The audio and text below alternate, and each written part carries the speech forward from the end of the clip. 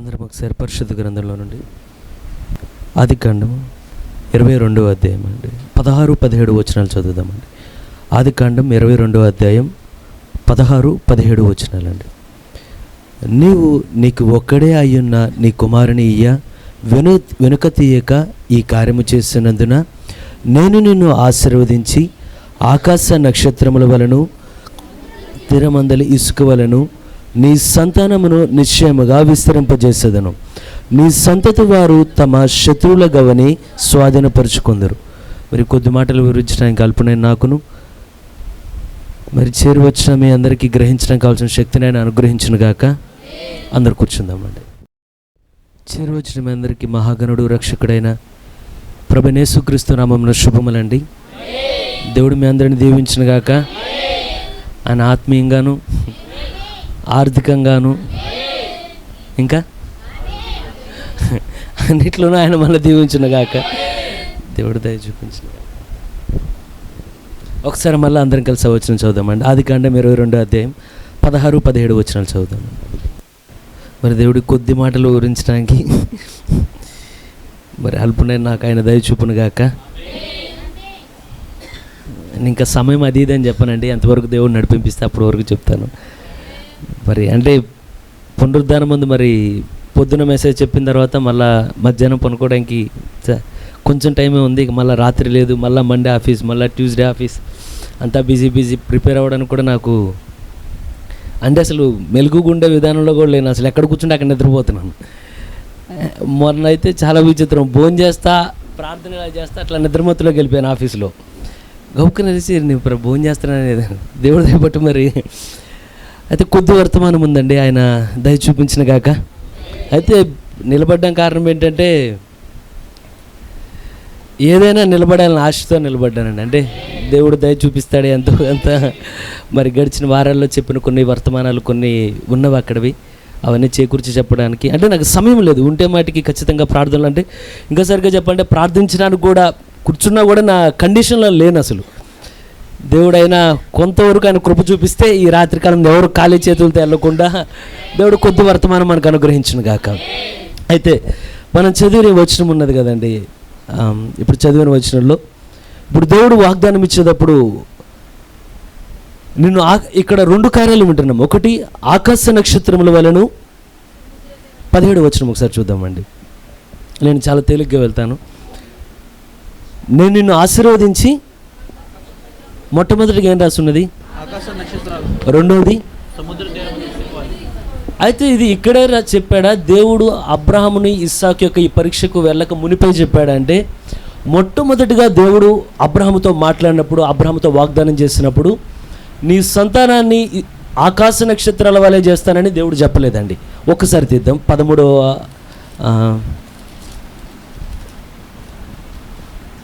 అధ్యాయం తీద్దామండి.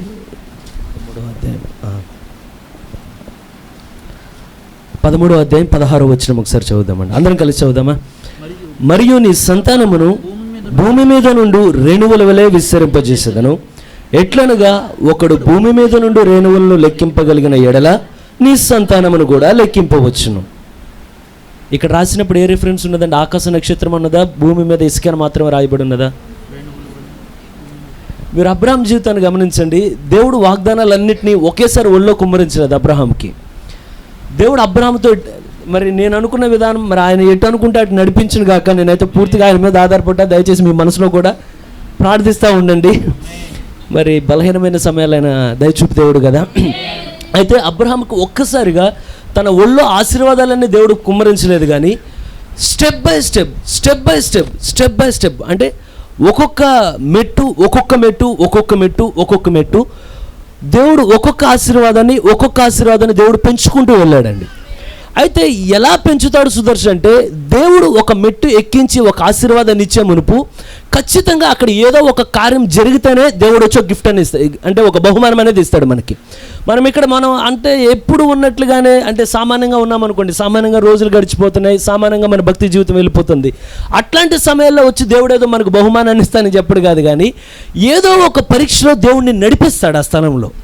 నీకు తెలియని కూడా కొన్నిసార్లు ఎలా ఉంటుందంటే ఆ పరీక్ష దేవుడు పెట్టాడన్న విషయం నీకు అర్థమవుతుంది, కానీ కొన్నిసార్లు ఒకవేళ నా పొరపాటు వల్ల వాళ్ళ పొరపాట ఎందుకు నాకు అర్థం కావట్లేదు, నాకు ఎందుకు అర్థం కావట్లేదు నువ్వు అనుకున్న స్థితిలోనే నీకు అర్థం కాదు, కానీ పరలోకంలో నీ గురించి ఒక సమావేశం జరుగుతూ ఉంటుందండి, ఒక మీటింగ్ అనేది జరుగుతా. ఆకాశంలో ఏం చేస్తాడంటే దేవుడు నిన్ను పరీక్షిస్తూ ఉంటాడంట. ఈ సమయంలో నా కుమార్తె ఏమంటుంది నా గురించి, ఈ సమయంలో నా కుమారుడు ఏమంటాడని.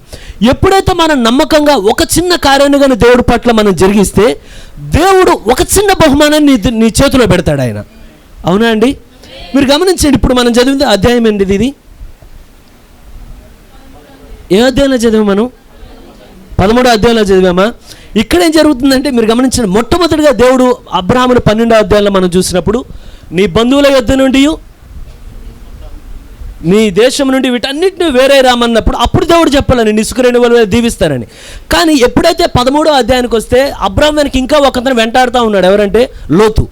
ఈ 13వ అధ్యాయంలో ఏం జరిగినదంటే ఇద్దరు ఒక డెసిషన్గా వచ్చారు. మన ఇద్దరం దగ్గర ఉంటే ఈ గొడవలు. కానీ అబ్రాహాము అన్నాడు, నువ్వు ఎటు వెళ్తా అంటే అటు వెళ్ళు, నేను ఎటు వెళ్ళాలనుకుంటున్నా అటు వెళ్తాను. ఎప్పుడైతే సపరేట్ అయ్యాడో, సపరేషన్ జరిగిన తర్వాత మాత్రమే అప్పుడు దేవుడు దిగొచ్చి, ఓ అబ్రామా, నేను చెప్పిన స్థలంలో నువ్వు ఏ మాత్రం భయపడకుండా నువ్వు నిలిచిండు, నువ్వు నిలిచింటే నేను నిన్ను దీవిస్తానని.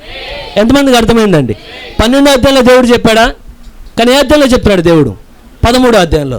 అయితే ఇసుక రేణువులు అని చెప్పినప్పుడే కానీ అబ్రాహాము సెటిల్ అయిపోయి ఓకే చాలు ప్రభువా అంటే కుదిరేది కాదు. ఇప్పుడు దేవుడు మా అబ్రాహాము ఏమనుకున్నాడంటే అబ్రాహాము మరికొంత దీవించబడాలి. ఇష్టపడుతున్నారు మీరు కూడా మరికొంత దీవించబడ్డానికి? అయితే ఒక్కసారి మళ్ళీ ఇప్పుడు చూద్దాం, 15వ అధ్యాయంకి వద్దామండి.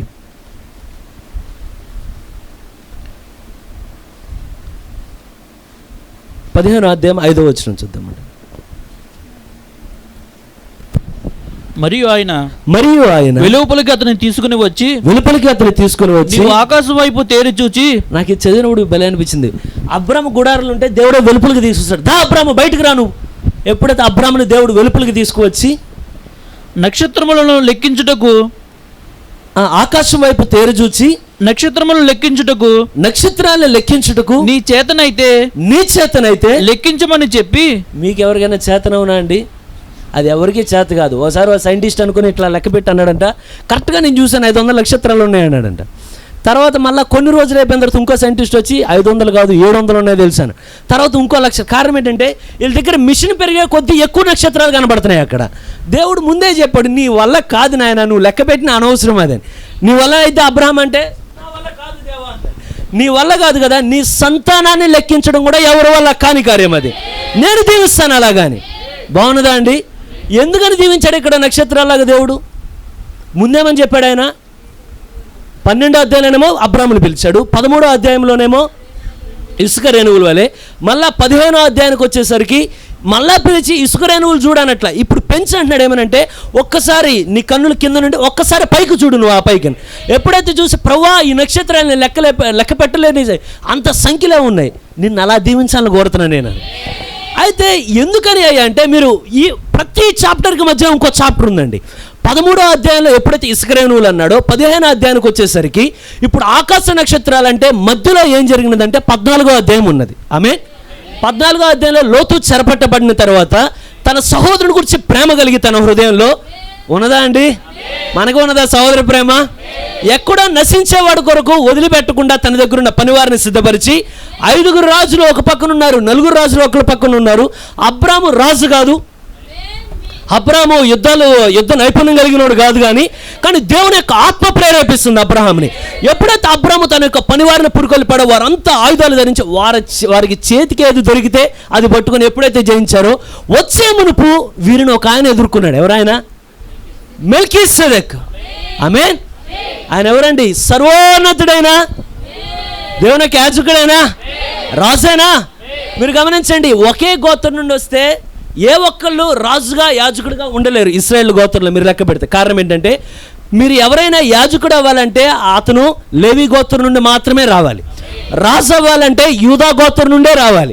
కానీ ఇక్కడ నిలబడ్డ ఆయన చాలా భిన్నంగా కనబడుతున్నాయి. ఏమనంటే నువ్వు లేవి గోత్రం అంటే కాదు, నీది యూదా గోత్రం అంటే కాదు, కానీ నువ్వెవరంటే నేను రాజును మరియు యాజకుడును. ఈరోజు దేవుడు నిన్ను యూదా గోత్రంలోని మనం బయటికి రాలేదు, లేకపోతే లేవి గోత్రంలోని బయటికి రాలే, కానీ నిన్ను నన్ను రాజులైన యాజక సమూహంగా మార్చాడు. ఆమేన్. దేవుడు చేశాడా అండి? అయితే ఇప్పుడు ఎప్పుడైతే ఈ మెల్కీసెదెకు ఎదుర్కొన్నాడు, అక్కడ మెల్కీసెదెకు ఇచ్చిన దశంభాగం ఇచ్చాడు, అక్కడ రొట్టె ద్రాక్షరసం తీసుకున్నాడు, ఒక మాట చెప్పాడు, అక్కడ ఆయన వచ్చి అడుగుతున్నాడు, కొంచెం నువ్వు ఇంతకాలం మా కోసం కష్టపడి ఇంత జయించి వచ్చావు కదా, దయచేసి ఇవి తీసుకో అని. ఓ రాజా, నీ కాలు చెప్పులో ఒకసారి చదువుదామండి, లేకపోతే 22వ వచనం 14వ అధ్యాయం 22. అబ్రాము నేను అబ్రామును ధనవంతునిగా చేసిదనని నీవు చెప్పకుండానట్లు ఒక నూలు పోగైనను. ఏంటండి నూలు పోగైనను? ఎంత? నూలు పోగై. ఒక చెప్పు తీసుకొని అన్నాడా, ఒక బ్యాగ్ తీసుకొని అన్నాడు. ఏం చెప్తున్నాడు స్పష్టంగా? నీ ఒక్క నూలు పోగునైనను చెప్పులు వారునైనను. నీ నూలు పోగు నాకొద్దు, నీ చెప్పుల వారు కూడా నాకొద్దు. కారణం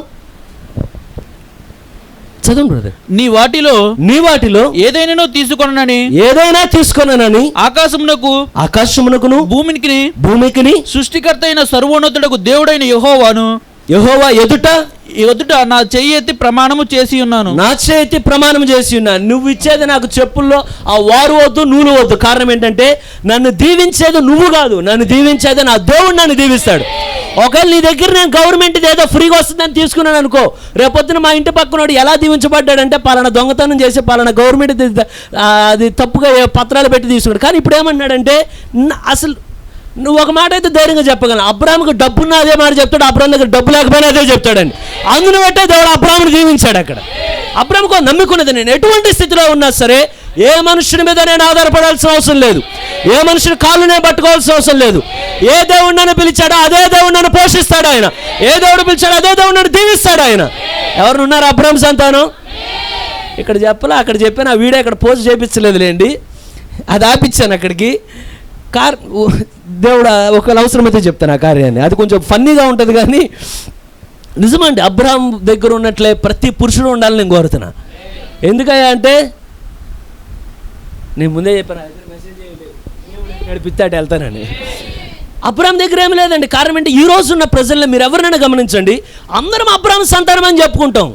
కానీ అబ్రాహాం సంతానంలాగా దేవుని మీద మాత్రం మనం ఆధారపడం. ఎక్కడ దారి ఓపెన్ అయితే అక్కడికి వెళ్ళిపోతాం. ఆదివారం ఆరాధనలు ఉంటాం, సోమవారం నుండి శనివారం వరకు ఎక్కడ ఫ్రీగా వస్తుందా ఎక్కడ. అయితే మీరు గమనించండి, నిజమైన అబ్రాహాము ఎట్లా ఉంటాడో నిజమైన అబ్రాహాం సంతానం కూడా అదే లక్షణం మీకు కనబడుతుందండి. అవునా కదా అండి? ఇక అది సబ్జెక్ట్ కాదులేండి, మళ్ళీ అటేలే నేను టైం వేస్ట్ చేసిన అవుతాను. ఉన్న కొద్ది వర్తమానం ఏంటే వెళ్దాం. అయితే ఇప్పుడు 15వ అధ్యాయంలోకి వచ్చేసరికి ఇప్పుడు ఏమన్నాడంటే, అబ్రాహామా నేల వైపు చూడనట్లా, అబ్రాహామా ఇప్పుడు ఆకాశం వైపు చూడు. ఎంతమంది మీ దీవెనలు రెట్టింపవ్వాలని? నేను భూ సంబంధంగా దేవుడు దీవించగలడు, భూలోకంలో నువ్వు చూసేవాటిని దేవుడు దీవించగలడు. ఇప్పుడు నువ్వుగా నమ్మకంగా ఉంటే ఒక్కసారి ఆకాశం వైపు నువ్వు చూడు. సముద్ర ఇసుక రేణువులు చూసావు కదా ఇప్పుడు వరకు, ఇప్పుడు ఒక్కసారిగా ఎప్పుడైతే అబ్రాహాము పైకెత్తి చూస్తున్నాడో నిన్ను అలా దీవించబోతున్నా నేను. బాగున్నదా? ఇంకా దీవెనలు పెరగాలని కోరుతున్నారు. ఇసుక రేణువులు బాగుందా? అదండి, ఎవరికి ఇవ్వలేదుగా అటువంటి దీవెన, అబ్రాహాంగా ఇచ్చాడు దేవుడు. ప్రవక్త అంటాడు, నిజంగా ఎట్లయితే మాట చెప్పాడు, ఈ రోజున అబ్రాహాం యొక్క సంతానం సముద్రం నుండి సముద్రాలు, ఖండాల నుండి ఖండాలకి. ఇప్పుడు ఉన్న మనం చాలా తక్కువ మంది అండి ఇండియన్స్ వీళ్ళంతా. కానీ అబ్రాహాం సంతానం ఈ రోజున గొప్పలుగా ఉన్నారు. ఎవరంటే శారీరక సంతానం. అయితే నేను ఇంకోటి ప్రవక్త ఇప్పుడు దేవుడు ఏమన్నాడంటే, ఇప్పుడు కేవలం వారినే కాదు, అది మనల్ని కూడా చూపిస్తున్నదట. నువ్వు నేను ఇసుక రేణువేనా? కాదంటారా? అవునంటారా? కాదంటారా? మనం ఇసుక రేణువుల వల్ల దేవుడు దీవిస్తాడా? దేవుడు దీవించాడని నమ్ముతున్నానండి. అయితే ఇసుక రేణువుగా ఉండడానికి దేవుడు దీవించలేదు, కానీ ఒకరోజు నిన్ను ఆకాశ నక్షత్రంగా దేవుడు మార్చబోతున్నాడు. ఎప్పుడంటే పునరుద్ధరణలో ఆ కార్యాన్ని దేవుడు జరిగిస్తాడని. అప్పుడు ఎలా అంటే వివరిస్తాడు ప్రవక్త ఏమనంటే, ఎప్పుడైతే యేసు ప్రభు ఆ యొక్క చెరగా తీసుకువెళ్ళే సమయాల్లో అప్పటి వరకు ఇసుక రేణువులుగా ఉన్నవన్నీ దివిటీల్లా ప్రకాశిస్తా కనబడుతున్నాయంట పరలోకం ముందు. ఎక్కడిది ఆ సైన్యం? అబ్రాహాము యొక్క సంతానం అది. ఎవరైనా ఉన్నారా ఇక్కడ? అయితే గమనించండి, ఒకసారి ఏం చెప్పాడు ఆయన 13వ అధ్యాయంలో ఇసుక రేణువులు వలె, 15వ అధ్యాయానికి వచ్చేసరికి ఆకాశ నక్షత్రాల వలె. కానీ 2 చోట్ల ఆయన పేరేంటంటే అబ్రామే. అంతేనండి, 2 దీవెనలు పొందుకున్నాడు అబ్రాం, పేరు మారల అబ్రామే. కానీ ఇప్పుడు మనం చదివిన ఈ 22వ అధ్యాయం వచ్చేసరికి ఇక్కడ ఈయన అబ్రాముగా లేడు, ఇప్పుడు ఈయన అబ్రహాముగా దేవుడు మార్చాడు. ఇప్పుడు అసలైన వాగ్దానాన్ని దేవుడు అబ్రాహాం యొక్క చేతుల్లో పెట్టబోతున్నాడు. పెట్టేటప్పుడు ముందే మనం చెప్పాము ఏమనంటే, దేవుడు ఏదైనా వాగ్దానం ఇస్తే తప్పక నెరవేర్చే దేవుడేనా? అయితే ఈ వాగ్దానం నెరవేర్చే సమయంలో ఇప్పుడు దేవుడు, అది అబ్రాహాముకి మనకి సంబంధించిన కార్యం అండి. దేవుడు నీకు కానీ నాకు కానీ ఒక వాగ్దానం చేస్తాడా? ఏమైనా వాగ్దానం కలిగి ఉన్నామా? వాగ్దానం లేని నిరీక్షణ లేని ఇతరుల వల్లే దుఃఖించడానికి దేవుడు పెట్టలేదు, కానీ మనకంటూ దేవుడు ఒక వాగ్దానాన్ని ఇచ్చాడు. అయితే ఆ వాగ్దానాన్ని ఇచ్చేటప్పుడు నీ యోగ్యతను బట్టి ఇవ్వడు, ఆయన కృపను బట్టి నీకు వాగ్దానాన్ని ఇస్తాడు. నాకు ఈ వాగ్దానం ఎలా వచ్చిందంటే నా యోగ్యత కాదండి ఇక్కడ నిలబడడానికి, ఆయన కృపను బట్టి ఆయన నాకు వాగ్దానాన్ని చేశాడు. ఆమేన్. మీ యోగ్యత కాదు, మీకు కూడా ఆయన కృపను బట్టి వాగ్దానాన్ని ఇచ్చాడు. కానీ వాగ్దానం నెరవేర్చాలంటే అప్పుడు మాటికి మీ యోగ్యతని చెక్ చేస్తాడంట దేవుడు. ఎంతమందికి అర్థమైంది? రెండు. వాగ్దానం చేసేటప్పుడు మీ యోగ్యత కాదు, నా యోగ్యత కాదు. ఎవరి యోగ్యత? ఆయన కృప. కానీ ఇచ్చిన వాగ్దానం మీ జీవితంలో నెరవేరే సమయం వచ్చేసరికి ఆయనకు ఒక నిశ్చయత రావాలంటే ఏమనంటే, నేను ఏ వాగ్దానం ఇచ్చానో ఆ వాగ్దానం ఈ కుమారుడు ఈ కుమార్తె విషయంలో నెరవేర్చడానికి వీరు యోగ్యులు అనే కాన్ఫిడెన్స్ కోసం దేవుడు ఎదురు చూస్తాడు. ఎప్పుడైతే ఈ అబ్రాహాము యొక్క జీవితంలో ఈ వాగ్దానం నెరవేర్చే టైం వచ్చినదో, అబ్రాహాము నమ్మకస్తుడు అంటారా? నమ్మకంగా నిలబడతాడా? మనకన్నా శ్రేష్ఠుడు అంటారా? ఇన్ని తెలిసి మరి మీకు నాకు నమ్మకం ఉంటే దేవుడికి ఉండదా నమ్మకం? దేవుడికి ఇంకా నమ్మకం ఉంటుంది. అలాని మట్టుకు వాగ్దానాన్ని దేవుడు అబ్రాహాము చేతిలో పెట్టట్లేదంట. నెరవేర్పుని పెట్టకుండా ఒక ఫైనల్ టెస్ట్కి తీసుకొచ్చాడు. అబ్రాహాము యొక్క జీవితంలో ఒక్కొక్క స్టెప్ ఒక్కొక్క పరీక్ష దాటించి ఇప్పుడు ఒక చివరి పరీక్షకు తీసుకొచ్చాడంట. అబ్రాహాముని పెట్టి, నీ విషయంలో నేను ఏదైతే వాగ్దానం చేశానో నీ వలన సమస్త దేశాలన్నీ దీవించబడతాయి. ఆమేన్. ఈ వాగ్దానం ఇప్పుడు నీ విషయంలో నెరవేరాలంటే ఒక ఫైనల్ టెస్ట్కు తీసుకొచ్చి అబ్రాహాము నిలబెట్టాడంట. కేవలం అబ్రాహామునే కాదు, కానీ అబ్రాహాము యొక్క బీజంగా నువ్వు నేను చెప్పుకుంటే నిన్ను నన్ను కూడా ఒక ఫైనల్ టెస్ట్కి తీసుకొచ్చి దేవుడు ఎదురు పెడతాడంట. ప్రభా నువ్వు వాగ్దానం ఇచ్చావు, నేను ఇచ్చా వాగ్దానం, ప్రభా నువ్వు నెరవేరుస్తావు, నేను నెరవేరుస్తా, కానీ నేను నెరవేర్చే ముందు నీకు ఆ యోగ్యత ఉందో లేదో చూస్తాను కుమారుడా. ఎంతమంది నిలబడడానికి ఇష్టంగా ఉన్నారు? వాగ్దానం ఇచ్చేటప్పుడు ఆయన అడగలే నీ యోగ్యత, కానీ నెరవేర్చేటప్పుడు నిన్ను అడుగుతాడు. ఏమనంటే, ఈ వాగ్దానం నీ జీవితాన్ని నెరవేర్చాలని కోరుతున్నా, మరి నీకు కావాల్సిన ఆ జీవితం ఉన్నదా, నీలో పట్టుకునే విశ్వాసం ఉన్నదా? ఎందుకంటే అబ్రాహాము యొక్క మొదటి విశ్వాసం ఎలా ఉన్నదంటే, అసలు బిడ్డలే లేనప్పుడు నమ్మాడు. ఏమనంటే, దేవా నువ్వు మాట ఇస్తే నువ్వు బిడ్డలు ఇస్తావు, నేను నమ్ముతున్నాను. పౌలు అదే చెప్పుకుంటూ వచ్చాడు. అయితే ఈ మొదటి విశ్వాసం ఒక ఎత్తు అయితే, ఇప్పుడు దేవుడు ఏమన్నాడంటే, ఓ అబ్రాహామా నీకు ఇచ్చిన ఒకే ఒక్క కుమారుణ్ణి తీసుకొని దా, మోరియా పర్వతం మీద ఎక్కడైతే నీకు స్థలాన్ని చూపించబోతాడో ఆ స్థలానికి నువ్వు రా. ఎప్పుడైతే ఈ అబ్రాహాము బయలుదేరేటప్పుడు ఇది ఫైనల్ టెస్ట్ అబ్రాహాముకి. ఏమనంటే, వాగ్దానం ఇవ్వడానికి దేవుడు సిద్ధమే, నెరవేర్చడానికి దేవుడు సిద్ధమే, అన్నీ చేయడానికి ఆయన సిద్ధమే, కానీ ఆయన ఏం కోరుతున్నాడంటే, నేను ఇచ్చే ముందు నాకు ఒక నిశ్చయత కావాలి, నీ నుండి నాకు ఒక ప్రూఫ్ కావాలి, నీ నుండి నాకు ఒక నువ్వు ఎగ్జామ్లో సక్సెస్ అవ్వాలి. నువ్వు అక్కడ అందరినీ పరీక్షిస్తాడా? ఎప్పుడైతే అబ్రాహాముకి చెప్పాడో ఈ మాట, ఎప్పుడైతే అబ్రాహాము బయలుదేరుతా ఆ మోరియా దేశానికి, ఆ మోరియా పర్వతం మీదకి వెళ్తున్నాడు, దాదాపు 100 సంవత్సరాల వృద్ధుడు అతను. 100 ఏంటి, అబ్రాహాము అప్పుడు ఇస్సాకు ఒకవేళ 12 కానీ అంత వయసు అనుకుంటే 100 సంవత్సరాల పైన జీవితం ఉన్నది అతనికి, ఆ వయసు ఉన్నది. ఎప్పుడైతే అబ్రాహాము పైకి వెళ్తా ఉంటే హృదయం లోపలంతా తన యొక్క చిన్నప్పటి నుండి ఇస్సాకు కొరకు ఎన్నెన్ని కార్యాలు కలలుగా అన్నాడు, ఎంతగా విశ్వాసాన్ని దేవుడి ముందు చూపుకున్నాడు. ఆఖరికి ఇస్సాకు పుట్టిన తర్వాత ఎంతగా ప్రేమించాడు, శారా ఎంతగా, వీరి మధ్యలో ఉన్న అనుబంధాలు ఇవన్నీ గుర్తొస్తున్నా ఒక మాట అనుకున్నాడు. ఏమనంటే, నిజమే నిజమే నిజమే, కానీ గుండెని కటువు చేసుకుంటున్నాడంట. తన హృదయం చాలా మెత్తగా అయిపోతుంది తన కుమారుడి విషయంలో. కానీ ఏమనుకుంటున్నాడంటే, నేను శారాకు కూడా చెప్పని విషయం, శారాకు చెప్తే శారా చాలా బాధపడుద్ది ఈ విషయంలో, నన్ను కూడా వెనకలాగొద్దు కనుక శారాకు చెప్పట్లేదని, ఎవరికి చెప్పట్లే. కానీ ఒక్క ఇస్సాకును పట్టుకెళ్ళేటప్పుడు ఇస్సాకును చూడంగానే గుండె కరిగిపోతుంది. అరే ఇన్ని సంవత్సరాలు పెంచాను నేను, ఇతని కోసమే కదా నేను దేవుణ్ణి నమ్ముకున్నా, ఇతని కోసమే కదా నా బంధువులు వదులుకు, ఇతని కోసమే కదా ప్రతిదీ వదులుకున్నా. కానీ దేవుడు చాలా నొక్కి చెప్తున్నాడు, ఇదే వ్యక్తిని తీసుకురా పైకి, ఇదే వ్యక్తిని తీసుకురా. అదే వ్యక్తినా? దేవుడు నీ జీవితంలో ఏం కోరుతాడంటే, నువ్వు దేన్ని ఎక్కువ ప్రేమిస్తావు దాన్ని మాత్రమే కోరుతాడు ఆయన. అందరి జీవితంలో దేవుడు ఒకటే కోరాడండి. నా జీవితంలో ఒకటి కోరుతాడు, నీ జీవితంలో ఒకటి కోరుతాడు. కారణం ఏంటంటే అందరూ ఒకే దాన్ని ఎక్కువ ప్రేమించరు కదా, ఒక్కొక్కరు ఒక్కొక్క దాన్ని ఎక్కువ ప్రేమిస్తారు కనుక నువ్వు ఏది ఎక్కువ ప్రేమిస్తావో దేవుడు అంటాడు దాన్ని నాకు ఇవ్వు అంటాడు. నువ్వు నిజమైన అబ్రాహాము సంతానం అయితే, ప్రభువా ఇస్సాకునే ఎందుకు ఇవ్వాలి ప్రభువా, ఇంకొంచెం పెద్దోడికి ఇష్మాయేల్ ఉన్నాడు ప్రభువా, ఇష్మాయేల్ని ఇమ్మంటావా? ఇలా అనుకో, నువ్వేమంటావంటే, నువ్వు ఏది అడిగితే నేను అదే నీకు ఇస్తాను ప్రభువా. ఇప్పుడు అబ్రాము ఆ ఇస్సాకును పట్టుకొని ఎప్పుడైతే తీసుకొని వెళ్తున్నాడో, తీసుకెళ్ళేటప్పుడు అసలు ఖచ్చితంగా యేసుక్రీస్తు పోలిగ్గా ఆ కట్టెలన్నీ మోసుకుంటూ వెళ్తున్నాడు. కల్వరిలో యేసుప్రభు సిలువను మోసుకుంటూ వెళ్ళారు ఆయన. ఎప్పుడైతే అబ్రాము ఆ నిప్పును పెట్టిన పట్టుకెళ్ళేటప్పుడు అడుగుతున్నాడు ఇస్సాకు అబ్రామును చూసి, తండ్రి కట్టెలు కనబడుతున్నాయి, నిప్పు కనబడుతుంది, కానీ మరి బలికి ఇవ్వబడే గొర్రెపిల్ల ఏదేది బలర్పణ? యెహోవా ఈరే. నన్ను పిలిచినప్పుడు ఎవరైతే యెహోవా ఈరేగా ఉన్నాడో నేటికి యెహోవా ఈరేనే ఆయన. ఎప్పుడైతే నమ్మకంగా అలాగే వెళ్తున్నాడో బయ నుండి పరలోకముల దేవదూతలన్నీ చూస్తున్నాయి, ఏం చేయబోతాడు అబ్రామ్, ఏం చేయబోతాడు అబ్రామ్, ఏం చేయబోతాడు.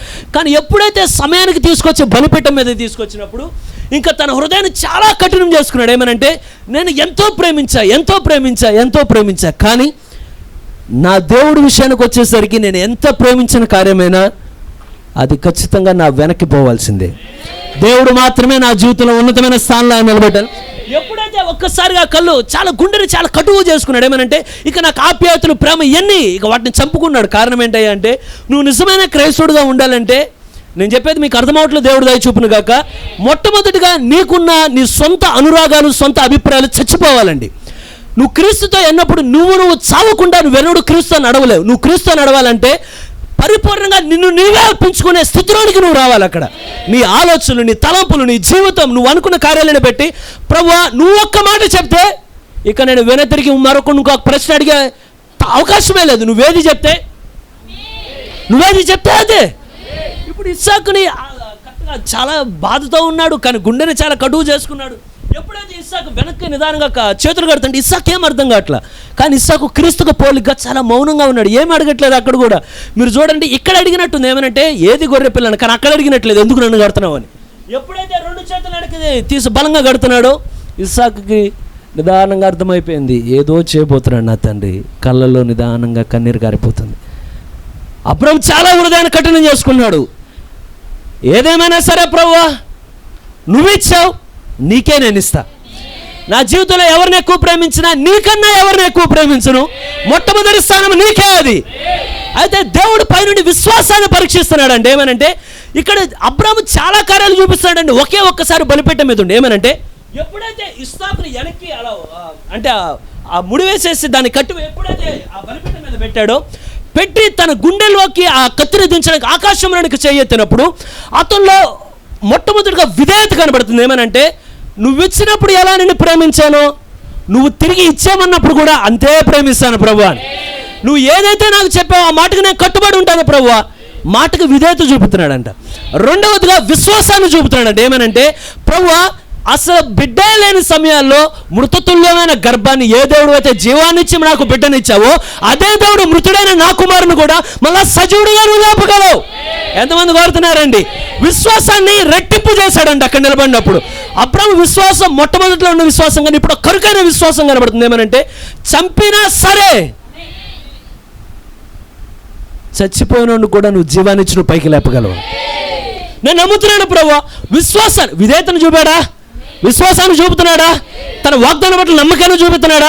ఎప్పుడైతే చూపి గుండెల్లో ఇట్లా అనుకున్నాడు ఏమంటే 2 కళ్ళని అలా మూసాడు. ఇస్సాకు నిదానంగా కళ్ళలోని నీరు గారిపోతుంది, ఒక్క మాట మాట్లాడాల, అలా సైడ్కి ఎప్పుడైతే తల ఉంచాడు, 2 కళ్ళ మీద చేతులు పెట్టి, ప్రభువా నా గుండెల నిండా నిన్ను ప్రేమించానని చెప్పడానికి నువ్వు ఏదైతే ఒక్క మాట నాకు ఇచ్చావో ఒక్క మాటను కూడా నేను ఇప్పుడు దాకా దాటాలను కోరలా. ఇక్కడ నా పరిపూర్ణమైన విశ్వాసాన్ని, పరిపూర్ణమైన విధేయత నీకు చూపుతున్నానని ఆ ఖడ్గాన్ని ఎప్పుడైతే ఒక్కసారిగా దేవుడికి బలర్పించడానికి సిద్ధమయ్యాడో వెంటనే ఆకాశం నుండి శబ్దం వినబడుతుంది. ఓ అబ్రహామా, దయచేసి నీ చేయి వెనక్కి.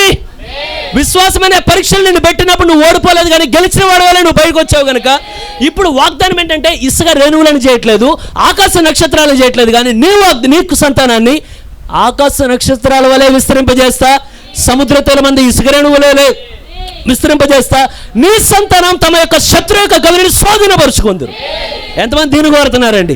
దేవుడు వాగ్దానాన్ని ఏం చేస్తాడు? ఆయన మొట్టమొదటిగా ఏం చెప్పాడు, రెండోగా ఏం చెప్పాడు, ఇప్పుడేం చెప్తున్నాడు? ఆయన నక్షత్రాల వలె దీవిస్తా, ఇసుక రేణువుల వలె దీవిస్తా, నీ సంతానం తమ యొక్క శత్రువుల గవిని స్వాధీనపరుచుకుందరు. ఇక్కడ ఎంతమంది ఉన్నారండి? ఆకాశ నక్షత్రాలలాగా.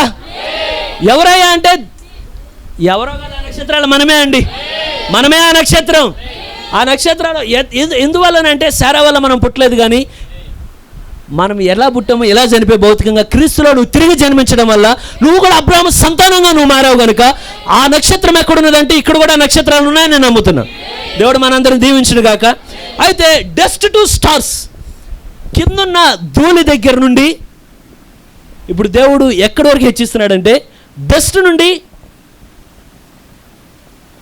స్టార్స్.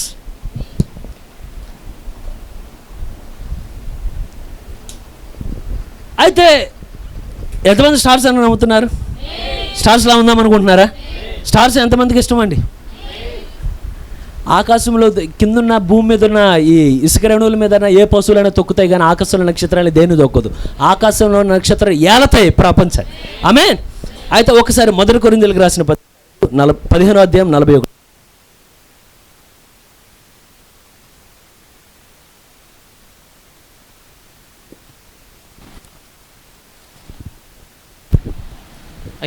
మొదటి కొరింథీ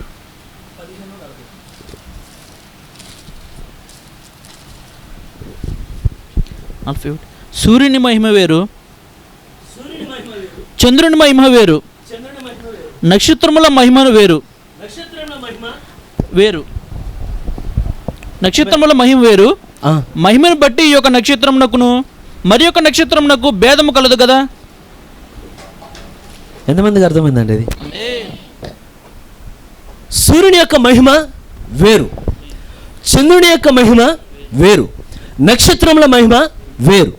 ఇప్పుడు మళ్ళా దీన్ని విడగొట్టి చెప్తాడు. ఏమనంటే ఇప్పుడు మహిమను బట్టి ఒక నక్షత్రమునకును మరొక నక్షత్రమునకును భేదము కలదు కదా.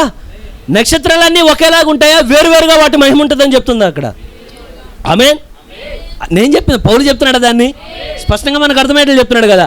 మీరు ఎంతమంది ఒక్కసారి మీరు బయటికి వెళ్ళి ఆకాశంలో నక్షత్రాలను చూడండి, మీకు అన్ని నక్షత్రాలు ఒకేలా కనబడవు. కొన్నేమో డిమ్గా కనబడుతుంటాయి, కొన్ని చాలా బ్రైట్గా కనబడుతూ ఉంటాయి, కొన్నేమో చాలా పెద్దవిగా కనబడుతుంటాయి, కొన్నేమో చాలా చిన్నవిగా కనబడుతుంటాయి. అయితే కేవలం ఇక్కడే కాదు, కానీ పరలోకంలో కూడా ఉన్న ఆ నక్షత్రాలు అవన్నీ ఒకటే కాదు, కానీ శరాపులకి కెరూబులకు మధ్యలో ఒక వ్యత్యాసం ఉన్నదని, దేవదూతలకి శరాపులకు మధ్యలో ఒక వ్యత్యాసం ఉన్నదని. పరలోక సైన్యంలో కూడా దేవుడు వ్యత్యాసాన్ని పెట్టాడండి. దేవుడు అందరినీ ఒకేలా చేయలే, కానీ 6 రెక్కలు కలిగిన దూతలు ఉన్నారా, 2 రెక్కలు కలిగిన దూతలు ఉన్నారా, వారి మధ్యలో కూడా భేదాన్ని పెట్టాడండి దేవుడు. డిఫరెన్స్. అయితే ఆకాశంలో పరలోకంలో డిఫరెన్స్ ఉన్నది. అంటే పరలోకంలో ఆకాశంలో ఉన్న నక్షత్రాల్లో డిఫరెన్స్ ఉన్నది. భూమి మీద ఉన్న విశ్వాసుల్లో కూడా దేవుడు డిఫరెన్స్ని దేవుడు పెట్టాడండి. ఆమేన్. అందరూ ఒకే మహిమను కలిగి ఉంటారండి, అందరూ ఒకే స్థానంలో ఉంటారు, కానీ ఒక్కొక్కరికి దేవుడు ఒక్కొక్క స్థానాన్ని దేవుడు ఇచ్చుకుంటూ వచ్చాడు. అయితే ఇక్కడ నుండి నేను నా నార్మల్ మెసేజ్కి నేను వెళ్ళిపోతున్నాను. అయితే ఇక్కడ నేను కొన్ని స్టార్స్ గురించి చెప్పి నేను వర్తమానాన్ని ముగిస్తానండి. దేవుడు దయ చూపును గాక. ఇక్కడ నుండి మరి పార్ట్స్గా చెప్తాను, మరి దేవుడు దయ చూపించాలి. అయితే ఫస్ట్ నేను తీసుకున్న స్టార్ ఏంటంటే, స్టార్స్ చాలా ఉంటాయని చెప్పానా, వాటి మహిమ వేరుగా ఉంటుంది కదా. ఆ నక్షత్రాలు మన భాగస్థలమో కాదో మనం ఇప్పుడు చూసుకుందాం. అయితే మీరు ఒక్కసారి ఆకాశంలోకి ప్రవక్త ఏమంటాడంటే, do you realise every star in the sky is representing you అంటాడు. ఏమనంటే, మీకు తెలుసా, మీరు ఎప్పుడైతే ఆకాశంలో నక్షత్రాలు చూసినప్పుడు ఆకాశంలో ఉన్న ప్రతి నక్షత్రం అది భూమి మీద ఉన్న వ్యక్తుల్ని ప్రతిబింబిస్తూ ఉంటుందట. అయితే భూమి మీద ఉన్న ప్రతి మనిషి ఆకాశంలో ఉన్న నక్షత్రాన్ని ప్రతిబింబిస్తూ ఉంటాడంట. ఎంతమందికి అర్థమైందండి? ఇది ఆకాశమేనా అనుకోండి, మీకు అలా అనిపించకపోయాను, చెప్పాను కదా. ఇది మీరు భూమి మీద ఉన్నాము ఇక్కడ మనం. అయితే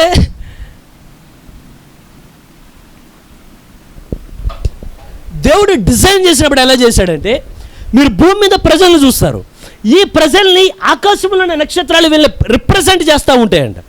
అయితే ఆకాశంలో నక్షత్రాలు చూసి అదేదో నక్షత్రం అనుకోబాక, దాంట్లో ఒక నక్షత్రం అది నిన్నే చూపిస్తూ ఉంటుందంట అది ఆకాశంలో.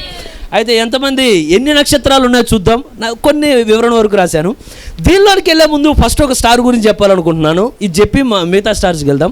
యంగ్ స్టార్ గురించి చెప్పాలనుకుంటున్నానండి. ఏం స్టారు? సూపర్ స్టార్ కాదండి. ఏ స్టారు? యంగ్స్టర్ అని ఎందుకు చెప్పాలనుకున్నానంటే, మరి ఇక్కడ పిల్లలు ఉన్నారు. కారణం ఏంటి అంటే, మీరు ఎదిగేటప్పుడు చూడండి, ఇప్పుడు మీకు అంత వ్యత్యాసం కనబడకపోవచ్చు, కానీ ఇంట్లో వాడిని చూడంగానే ఎప్పుడైతే ఈ సెలూన్ షాప్కి ఇటుకి వెళ్ళొస్తారు కదా బయటికి, అంటే క్రాప్ చేయించుకోవడానికి ఇటుకి వెళ్ళి వచ్చిన తర్వాత అది గడ్డం చూసినా అలాగా అంటే ఎదిగే సమయంలో వాళ్ళ క్రాప్ చూసినా ఏంటో తేడాగా ఉంటుంది, ఎక్కడో చూసినట్టు అనిపిస్తుంది. ఎవరైనా చెప్పే కామన్ రీజన్ చెప్పనా, ఏంట్రా కటింగ్ ఏంట్రా, చర్చికి వెళ్తున్నావా, పాస్టర్ గారు చెప్పిందే చెప్తున్నారు, అక్కడ చెప్పిందే ఏంట్రా ఇది అనగానే ప్రతి ఒక్కరు చెప్పే రీజన్ ఏంటి చెప్పనా, డాడీ నాకు అద్దంలో ఇటు కనబడలేదు అంటాడు, లేకపోతే డాడీ తల గబుక్కుని ఇలా అన్నాను ఇక్కడ కట్ అయిపోయింది అంటాడు. సరే మీరు ఇది నమ్మేస్తారు, నమ్మేసి ఏమనంటే అహో ఏదో అనుకోకుండా జరిగిపోయినట్టుంది. ఎప్పుడైతే నువ్వు రోడ్డు మీద వెళ్తా ఉంటావు, ఎక్కడో బ్యానర్లో సేమ్ ఇదే క్రాఫ్ట్ స్టైల్ కనపడుతుంది నీకు, ఇదేంట్రా ఈ పోస్టర్లో ఎక్కడో చూసినట్టుందంటే ఇది ఎక్కడ క్రాఫ్ట్ స్టైల్ ఎక్కడ చూసింది, అరే ఇది ఎక్కడో చూసిందంటే ఇది ఎక్కడిది.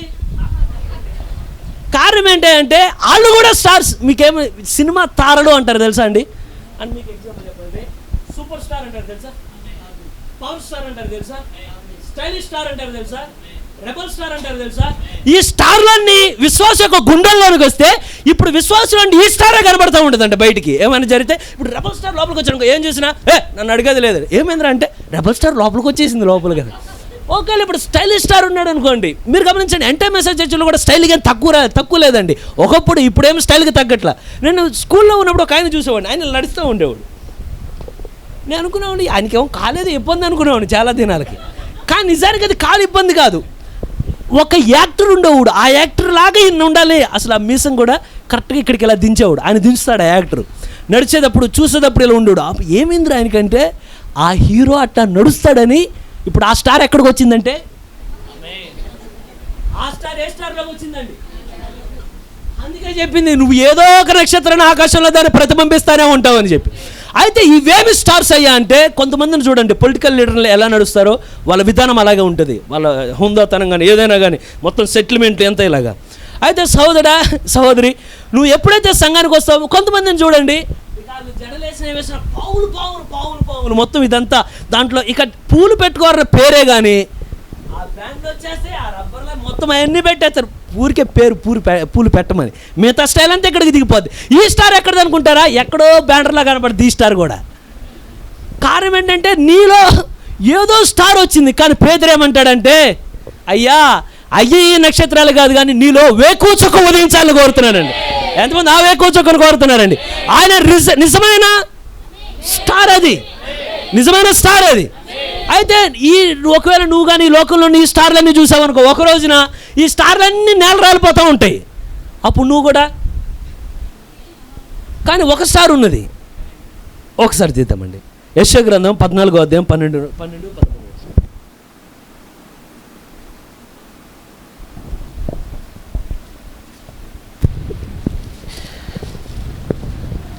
తేజో నక్షత్రమా, ఎవరండి అది? తేజో నక్షత్రం. ఒకసారి అందరు తీశారండి. ఆమేన్. ఎంత యెషయా గ్రంథం 14:12. ఇంతకీ ఒకసారి మీరు చదివి చెప్పండి, ఆ నక్షత్రం ఎవరో ఒకసారి చదవండి బ్రదర్. తేజో నక్షత్రమా, తేజో నక్షత్రమా, వేకువ చుక్క నీవు ఎట్లు ఆకాశం నుండి పడితివి. ఎట్లా పడిపోయావు ఆకాశం నుండి? చదవండి బ్రదర్. జనములను పడగొట్టిన నీవు నేలమట్టు వరకు ఎట్లు నరకబడితివి. జనాలను పడగొట్టిన నీవు నేలమట్టు వరకు ఎట్లు నరకబడితివి. చదవండి బ్రదర్. 13. నేను ఆకాశమునకు ఎక్కిపోయేదను దేవుని నక్షత్రములకు పైగా. దేవుని నక్షత్రం మీరు చాలా గమనించండి, స్టార్ అనే దగ్గర అది దేవదూతకు కూడా సంబంధించిన కార్యం అండి. అర్థమైందండి? దేవదూతలకు కూడా స్టార్ అనేది అప్లై అయ్యిద్ది. అయితే ఇప్పుడు ఇక్కడ విడివిడిగా రాద్దాం. మొట్టమొదటిగా ఏ స్టార్ అంటే యంగ్స్టర్. మన మధ్యలో ఏ యంగ్స్టర్ ఉన్నా నువ్వు స్థిరంగా నిలబడాలంటే ఈ వాక్యాన్ని గుండెల్లో చేర్చుకో. ఈ వాక్యం అనేది విఫలం కాదు, కానీ ఈ వాక్యం చిరకాలం ఉండే వాక్యం కనుక నీ బ్రతుకు కూడా చిరకాలం నిలుస్తూ ఉంటుంది. ఈ మిగతా తారలన్నీ పడిపోయే తారలు. దేవుడు నిన్ను పడిపోయే తారగా ఉంచాలని కోరట్లా, నువ్వు నిలబడి మరొకరు నిలబెట్టే తారలా ఉండాలని కోరుతున్నాడు దేవుడు. ఎంతమంది అసలైన స్టార్గా, గ్రేట్ స్టార్గా, రియల్ స్టార్గా ఉండాలని కోరుతున్నారు. అయితే ఇప్పుడు రెండో తార గురించి చూసాం, ఎవరంటే వేకువ చుక్క. ఆమె చదవండి బ్రదర్. అది తేజో నక్షత్రమా, వేకువ చుక్క నీవు ఎట్లు ఆకాశం నుండి పడితివి. ఎట్లు ఆకాశం నుండి పడితివి. జనములను పడగొట్టిన నీవు నేలమట్టు వరకు ఎట్లా నరకబడితివి. ఓకే బ్రదర్, ఒక్క నిమిషం ఇక్కడ ఆపుదాం, మళ్ళీ ముందుకెళ్దాం. అయితే మీరు గమనించండి, స్టార్ అనేది ఒక దేవదూతను కూడా చూపిస్తుంది. మీరు చాలాసార్లు వర్తమానంలో చదివితే ప్రవక్త అనేక సార్లు స్వస్థత కోసం ఆయన అంటే స్వస్థత పరిచర్లు ఆయన నిలబడేటప్పుడు కూడా ఎవరికైనా గుర్తున్నదా ఒక అద్భుతాన్ని, ఒక స్వస్థత అంటే కాలు బాగున్న ఆవిడికి స్వస్థత జరిగే సమయంలో అక్కడ నాజరేనికి సంబంధించిన ఒక ఆవిడ పియానో ప్లే చేస్తూ ఉంటుంది. ప్లే చేసే సమయాల్లో ఎప్పుడైతే అద్భుతం జరుగుద్దో అంటే కాళ్ళని వంకరగా ఉన్నవి వెంటనే బాగుపడంగానే ఈవిడ ఏం చేస్తుందంటే వెంటనే సంతోషంతో 2 చేతులు ఎత్తి దేవునికి స్తుతులు చెల్లిస్తూ ఉంటుంది. 2 చేతులు ఆకాశం తట్టెత్తి స్తుతులు చెల్లిస్తా ఆవిడ నాట్యం చేసినప్పటికీ కానీ పియానోలో ఉన్న కీ సాగవు, అవి ఇంకా ప్లే అవుతూనే ఉంటాయి. ఎంతమందికి తెలుసు అండి ఇది? ఆ సాక్ష్యం చెప్పేటప్పుడు ప్రవక్త ఏమంటాడంటే ఎక్కడో కదా ఆ ఉదయ నక్షత్రమే ఈ స్థలంలోనికి వచ్చినది కనుక, ఆ రియల్ స్టార్ ఈ స్థలంలోనికి వచ్చినది కనుక ఎంతమంది కోరుతున్నారు మన మధ్యలోనికి రావాలని, మన లోనికి రావాలని, ఆ స్టార్ మనలో నుండి బయటికి రావాలని. ఎప్పుడైతే అద్భుతం జరిగిన తర్వాత అంటాడు ఏమనంటే ఆ స్టార్ ఆ లోపల కనబడుతుంది, ఆ వెలుగు అలా ప్రకాశిస్తూ ఉన్నదని. అయితే చాలాసార్లు ప్రవక్త దేవదూతను చూసే సమయంలో రాత్రిపూట ప్రార్థనలు గడిపే సమయాల్లో 2-3 ఆ సమయాల్లో ఎక్కువ ప్రవక్త ప్రార్థనలు గడుపుతూ ఉండేవాడు. ఎంతమందికి రాత్రి ప్రార్థన అనుభవాలు ఉన్నాయో దయచేసి పోగొట్టుకోమాకండి, అది చాలా పవర్ఫుల్ ప్రేయర్. అది మీరు మార్నింగ్ ఎన్ని గంటలు చేసినా మీకు స్థిరంగా అనిపించదు, ఆ శబ్దం ఈ శబ్దం వినపడుతూ ఉంటుంది. కానీ ప్రవక్త అంటాడు అర్ధరాత్రి 2 ఆ టయాలకి ఆఖరికి మనుషులే కాదు దెయ్యాలు కూడా షట్టర్ వేసేస్తాయంట ఆ డ్యూటీకి వేసి పనుకుందాం అనుకుంటా. ఆ టైంలో నువ్వు ఎప్పుడైతే ప్రార్థన చేస్తే ప్రార్థన బలంగా వెళుతుందంట ఆకాశం. ఎంతమంది ఇష్టపడుతున్నారు దాన్ని? ఎప్పుడైతే ఆ సమయంలో ప్రార్థిస్తూ ఉండేవాడో అప్పుడు దేవదూత వచ్చినప్పుడు తన కుమారుడు చూసినప్పుడు కూడా వెంటనే మనిషిలా కనబడేవాళ్ళు కాదు, అలా కనబడుతూ ఉండేది. అయితే ఒకటి ఉన్నది, అట్మాస్ఫియర్ వస్తుంది. ఎప్పుడైతే దేవుని దూత దేవుని సన్నిధి వస్తుందో ముందు మనకు అర్థమయ్యేది ఏదో కంటికి కనబడుద్దని కాదు, నీకు తెలియకుండానే ఒక వాతావరణం నేను తాకుతూ ఉంటుంది. ఏదో డిఫరెన్స్. ఎప్పుడు నీకు డిఫరెన్స్ అని అర్థమైద్దో తర్వాత నువ్వు ఆ వ్యక్తిని చూడడం ప్రారంభిస్తావు. ఎప్పుడైతే ఆ మూల నుండి ఒక చిన్న స్టార్ ఇలా బయటకు వచ్చినట్టు ఉండేది, ఆ స్టార్ అలా వచ్చి తిరిగి నిదానంగా అది అట్లా 200 పౌండ్లు కలిగిన ఒక మనిషిగా నిలబడేది. ప్రవక్త చెప్పినప్పుడు దాదాపు చెప్తాడు ఏమంటే ఒక స్టార్ లోనికి వచ్చినట్లున్నది. చదవండి బ్రదర్, ఎక్కువ 14-12 చదవండి. 13కి వెళ్ళిపోండి. నేను ఆకాశంలోకి ఎక్కిపోయేదను దేవుని నక్షత్రములకు పైగా. ఎవరికి పైగా? దేవుని నక్షత్రములు. ఇది ఈ వచనం గుర్తుపెట్టుకుందాం. ఎవరికి పైగా? దేవుని నక్షత్రాలకు. ఎక్కడేమైనా ఉన్నాయా దేవుని నక్షత్రాలు? మనకు పైగానే. దేవుడు ఊరుకుంటాడా? దేవదూతలకు పైగా, శరాబులకు పైగా, అసలు దేవుడికి పైగానే వెళ్ళిపోదాం అనుకున్నాడు అంటే వాడు. చదవండి బ్రదర్. నా సింహాసనం హెచ్చింతును ఉత్తర దిక్కునున్న. ఏ దిక్కున? ఉత్తర దిక్కునున్న సభాపర్వతం మీద కూర్చుందును మేఘ మండలం మీదకి ఎక్కుదును. నేను ఒక చిన్న ప్రశ్న అడగచ్చునా అండి, ఎందుకని ఉత్తర దిక్కు అని చెప్తున్నాడు? వేరే దిక్కుకి వెళ్ళదే, అత్యున్నతమైన స్థలం అని చెప్పకుండా నేను ఉత్తర దిక్కునకు వెళ్ళదును, అక్కడే ఆ సభాపర్వతం ఆ స్థలానికి వెళ్ళి అక్కడే నా సింహాసనాన్ని హెచ్చిస్తానని ఆ దిక్కును ఎందుకు చెప్తున్నాడు? అర్థమైందండి అడిగిన ప్రశ్న? ఇప్పుడు సాతాను తను హెచ్చించుకోవాలని కోరుతున్నాడా? దేవుని నక్షత్రాలు పైగా వెళ్ళాలని కోరుతున్నాడా? అలా కోరినప్పుడు నేను అన్నిటికన్నా పైగా అని చెప్పట్లేదు. అక్కడ యెషయా చెప్పినప్పుడు ఆ ప్రవచనాలు రాసేటప్పుడు పైగా అని చెప్పట్లేదు, కానీ ఉత్తర దిక్కునకి డెవిల్ ఎప్పుడు ఉత్తర దిక్కు వైపు వాడి కాన్సన్ట్రేషన్, అంటే తన యొక్క ఏకాగ్రత ఉత్తర దిక్కు వైపు నిలబడ్డాడు. అంటే ఉత్తర దిక్కున ఏదో ఒక కార్యం జరుగుతుందని అర్థం. ఆమేన్. ఎందుకయ్యా అంటే దేవుడు దేన్ని ఎక్కువ ప్రేమిస్తాడు, దెయ్యం కూడా దాన్నే ప్రేమిస్తుందట. నీ జీవితాన్ని దేవుడు ఎక్కువ ప్రేమించాడు అనుకో, దెయ్యం కూడా నిన్ను ఎక్కువ ప్రేమిస్తాడు. ఎందుకంటే దేవుడు ఆశ చెడగొట్టాడు, నిన్ను చెడగొట్టాడు అనుకో, దేవుడినే చెడగొట్టేంత ఫీలింగ్ వాడికి. కనుక ఉత్తర దిక్కు కారణం ఏంటయ్యా అంటే ఆకాశంలో మీరు అన్ని నక్షత్రాలను చూడండి, కొన్ని నక్షత్రాలని మీరు గమనిస్తే అవి కదులుతూ ఉంటాయి. తెలుసా అండి? కదులుతాయి తెలుసా అండి? నేను ఫస్ట్ నమ్మలా నక్షత్రాలు కదలడం ఏంటి, నక్షత్రాలు ఎందుకు కదులుతాయని. నిజానికి నక్షత్రాలు కదులుతాయి ఆకాశంలో. ఎప్పుడైతే ఆ నక్షత్రాలు కదులుతూ వెళ్ళే సమయాల్లో మీరు కానీ ఒకవేళ ఎవరైనా సరే ఆ షిప్లో ఓడలో ప్రయాణం చేసేవాళ్ళు అంత చీకటిగా పౌలు ఎదుర్కొన్నాడు అటువంటి కార్యాన్ని, ఓడలో చిక్కుకుపోయాడా? ఎప్పుడైతే ఈ ఓడ వెళతా ఉంటుందో వాళ్ళకి కానీ చుట్టూ చీకటి అయిపోయినది, వాళ్ళకి ఎటు గమ్యం అనేది కనబడట్లా, ఎటు తీరం అనేది కనబడట్లా. వాళ్ళు ఎప్పుడైతే వెళతా వాళ్ళకి ఏమైందంటే దినాలు గడిచే కొలితే ఆకలిస్తా తిన్నదంతా అయిపోతూ ఉంటుంది, దాహం వస్తా తాగిందంతా అయిపోతూ ఉంటుంది. ఇక చివరికి ఆ పడవలో ఏం మిగలవు, ఆకలితో అలమటిస్తూ ఉంటారు. వారికి ఎప్పుడైతే అటువంటి సమయంలో బాగా బలమైన అలలు కొడతా ఉన్నాయి అనుకోండి, ఈ పడవ ఏమవుతూ ఉంటుందంటే ఇలా బాటిల్ క్యాప్ మనం వాటర్ని వేస్తారా ఉండదో, పెద్ద ఓడలు కూడా ఇలా తల్లడిల్లిపోతూ ఉంటాయి.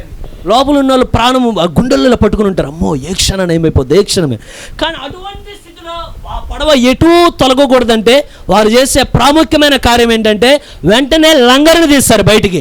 నీ జీవితం ఎప్పుడైతే అటు ఇటు కొట్టుమిట్టాడుతూ ఉంటుందో నీకు ఎప్పుడైతే ఎటు తోచని స్థితిలో ఉంటుందో నువ్వు కూడా బయటికి తీయాల్సింది ఏంటంటే నీ విశ్వాసమైన లంగరు నువ్వు బయటికి తీయాలి. దాన్ని ఎప్పుడైతే దాన్ని తీసే బలముగా నువ్వు ఎప్పుడైతే కిందకి వేసిన తర్వాత ఒక బలమైన రాత్రి ఏదో పట్టుకున్నది అనుకోండి, ఇక ఏమి జరిగినా నీ ఓడ ఎటు వెళ్ళదు కానీ స్థిరంగా నిలబడతా ఉంటుందండి. ఎంతమంది ఇష్టపడుతున్నారు? నువ్వైనా ఓడిపో. ఈ కార్యం నేను చెప్పేది మీకు అర్థం కాలేదు కానీ ప్రవక్తకి ఒకసారి అనారోగ్యం చేస్తున్నప్పుడు బఠానీలు అవి తినేటప్పుడు అతనికి అజీర్తిగా ఉండి ఎంతమంది తిన్నారు ఈ కార్యాన్ని, అతనికి అది బయటకు వచ్చేస్తుంటుంది. కానీ ఏమనుకుంటాడంటే ఒకసారి బయటకు వచ్చేసింది, హీ ఫెయిల్డ్. ఓడిపోయినట్టా కాదా అండి? ఓడిపోయాడు, కానీ తన విశ్వాసం ఓడిపోలేదు కనుక నేను ప్రయత్నిస్తా అన్నాడు. కనుక నువ్వు ఎన్నడైనా ప్రార్థనలో ఉన్నప్పుడు నువ్వు అడిగింది పొందలేకపోవచ్చు, నువ్వు ఓడిపోయినట్టు కనబడతావు, కానీ నీలో ఉన్న విశ్వాసాన్ని ఓడని మాకు ప్రభువా ఈరోజు చెప్తే రేపు చేస్తావు, దాన్ని రేపు కాదు తర్వాత రోజు చేస్తావు. ఏదైనా చక్కబెట్టడానికి నువ్వు సమర్థుడైన దేవుడు కనుక నా గుండెల్లో అనుమానం అనేది తావే ఇవ్వను ప్రభువా. నీ లంగరు చాలా బలంగా పట్టుకొని ఉండాలంటే కింద నీ విశ్వాసం స్థిరంగా ఉన్నంత సమయం వరకు దెయ్యాన్ని నేమి చేయలేడు. నీవు కానీ విశ్వాసంలో కొంచెం అటు ఇటు కదిలేవనుకో, నువ్వు మిగతా వారాలు ఏం కలిగి ఉన్నా కూడా దేనివల్ల ప్రయోజనం లేదు. ఎన్నడూ నీ విశ్వాసాన్ని వాడని మాకు. ఎప్పుడైతే విశ్వాసం వాళ్ళందరూ సరిగ్గా లోనికి వేసిన తర్వాత ఎంతకాలం ఉంటారు అక్కడ? ఎటు వెళ్ళాలో తెలీదు, తూర్పు వెళ్ళాలా, పశ్చిమ వెళ్ళాలా, అటు వెళ్ళాలా, ఇటు వెళ్ళాలన్నా అసలు వాళ్ళకి అర్థం కానట్టు ఉంటుంది. ఆ సమయాల్లో వారు చేసేది వాళ్ళ దగ్గర ఉన్న కంపాస్ తీసుకుంటారు, అంటే దిక్సూచి లాంటిది, అంటే ఏ దిక్కులనే చూపించేదాన్ని తీసుకున్నప్పుడు దిక్సూచి లాంటిది ఆ కంపాస్ ఎప్పుడైతే తీసుకుంటారో వాళ్ళు చెక్ చేస్తూ ఉంటారు. వీరికి ఇప్పుడు భూమి మీద నీళ్ళలో చూస్తే ఏమీ వాళ్ళకి అర్థం కాదు కనుక ఇప్పుడు వాళ్ళు దేని మీద ఆధారపడతారంటే ఆకాశం మీద ఆధారపడతారు. ఆకాశంలో చూసినప్పుడు ఎన్నో నక్షత్రాలు ఉంటాయి, కొన్నేమో ఇలా పడిపోతుంటాయి, కొన్నేమో తిరుగుతూ ఉంటాయి. కానీ ఇప్పుడు వీళ్ళ దృష్టి ఎక్కడంటే ఇన్ని నక్షత్రాలు ఉన్నాయి కానీ వీటిలో ఒక స్థిరమైన నక్షత్రం ఒకటి ఉంటుంది. అది ఎప్పుడూ తన దిశను మార్చదు, అది ఎన్నడూ తన స్థానాన్ని మార్చదు, అది ఎన్నడూ అటు ఇటు కదలదు. కానీ అదే నక్షత్రం ఏంటంటే ఉత్తర నక్షత్రం అండి. ఆ నార్త్ స్టార్ ఏమి జరిగినా సరే అది మాటికి కాన్స్టాంట్ అలా స్థిరంగా అలా నిలబడి ఉంటుందండి ఆకాశంలో. కారణం ఏంటంటే ఉత్తర నక్షత్రం ఎవరో కాదు కానీ ప్రభువైన యేసుక్రీస్తే ఉత్తర నక్షత్రం. నీ జీవితంలో విశ్వాసమైన లంగరు సరిగా ఉండాలి. నీకేం జరిగినా ఆయన వైపే నువ్వు చూడు. వ్యాధి వచ్చినా, రోగం వచ్చినా, శాపమైనా, మరణమైనా నీ జీవితంలో నువ్వు ఆ సియోను ఓడ, నువ్వు నా సియోను ఓడ గురిని చేరాలంటే ఎన్నడూ నీ దృష్టి క్రీస్తు నుండి అటు ఇటు తొలగని ఒక విశ్వాసమైన లంగరు బలంగా ఉంచు. నీ కంటి చూపుడు కూడా దేవుడి మీద నీ హృదయాన్ని ఏకాగ్రతతో నిలిపించు. ప్రభువా నువ్వు తప్ప నాకు దిక్కు లేదు ప్రభువా, నువ్వే స్థిరమైన వాడివి. యేసుక్రీస్తు నిన్న నేడు నిరంతరమైన ఒకే రీతిగా ఉన్నాడు దేవుడైన, ఆయనలో మార్పు ఏమీ లేదు. కనుక నువ్వు ఏ నక్షత్రాన్ని చూడకు, ఏ నక్షత్రాన్ని చూసినా పడిపోతావు. నువ్వు చూడాల్సింది ఆ నార్త్ స్టార్ ఒక్కదాని మీద నీ దృష్టి ఉంచు. ఈ ఒక్క నార్త్ స్టార్ని పట్టుకుంటే చాలు, నువ్వు ఎప్పటికైనా నువ్వు గమ్యాన్ని చేరుతావు. ఎంతమంది నార్త్ స్టార్ని పట్టుకోవాలని కోరుతున్నారు? ఫస్ట్ ఏ స్టార్ అండి, రెండోది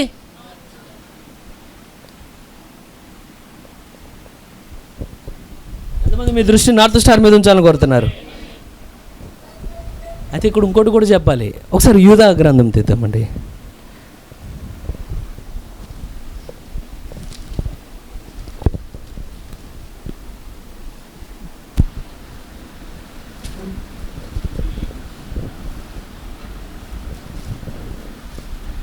ఒకటో అధ్యాయం 13వ వచనం చదువు. యూదా ఒక గ్రంథం ఉంటుంది, 13వ వచనం చదువు. తమ అవమానమును నురుగు వెళ్ళగ్రక్కువారై సముద్రం యొక్క ప్రచండమైన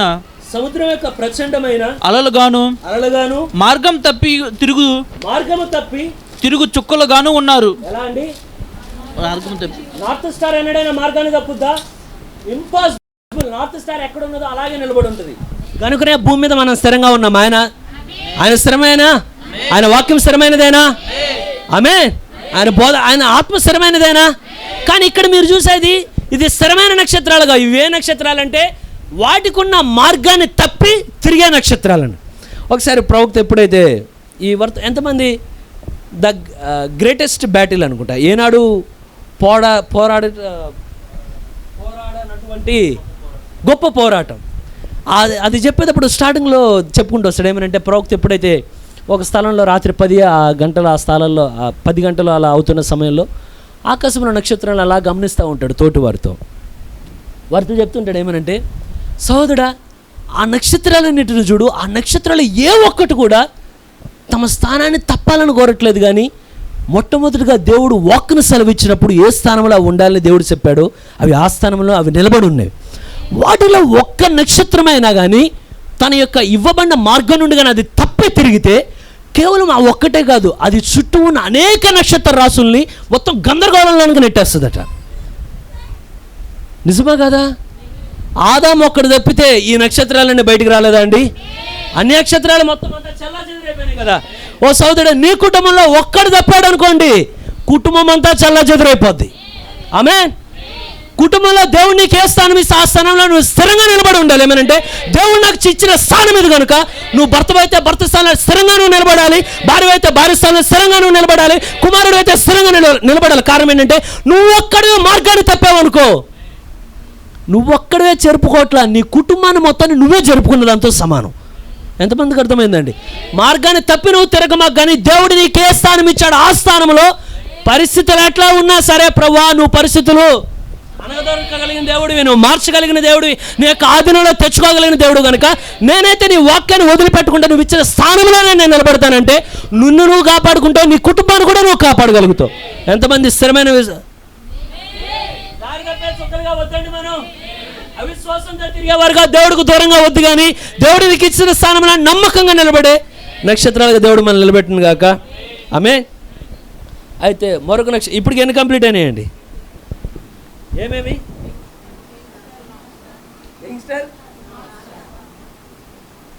ఇంకోలో కూడా చూసాం కదా. ఇక్కడ మనం అటువంటి నక్షత్రాలు ఏమి ఇక్కడ లేవు అనుకుంటానండి. ఏదో నక్షత్రాలు మనకు వద్దులే, కానీ ఆ దెయ్యపు వాడు జస్ట్ ఇమిటేషన్ అండి. వాడికంటూ వాడికి ప్రకాశమానం ఏం లేదు, వాడంతా కాపీ అంతే. మనల్ని దేవుడు కాపీగా పెట్టలేదు, దేవుడే మనలోనికి వచ్చి వెలుగును దేవుడు ఇస్తున్నాడు ఆయన బయట. అయితే ఇప్పుడు మూడవది మార్నింగ్ స్టార్. ఏంటిదండి? అంటే ఉదయ నక్షత్రం.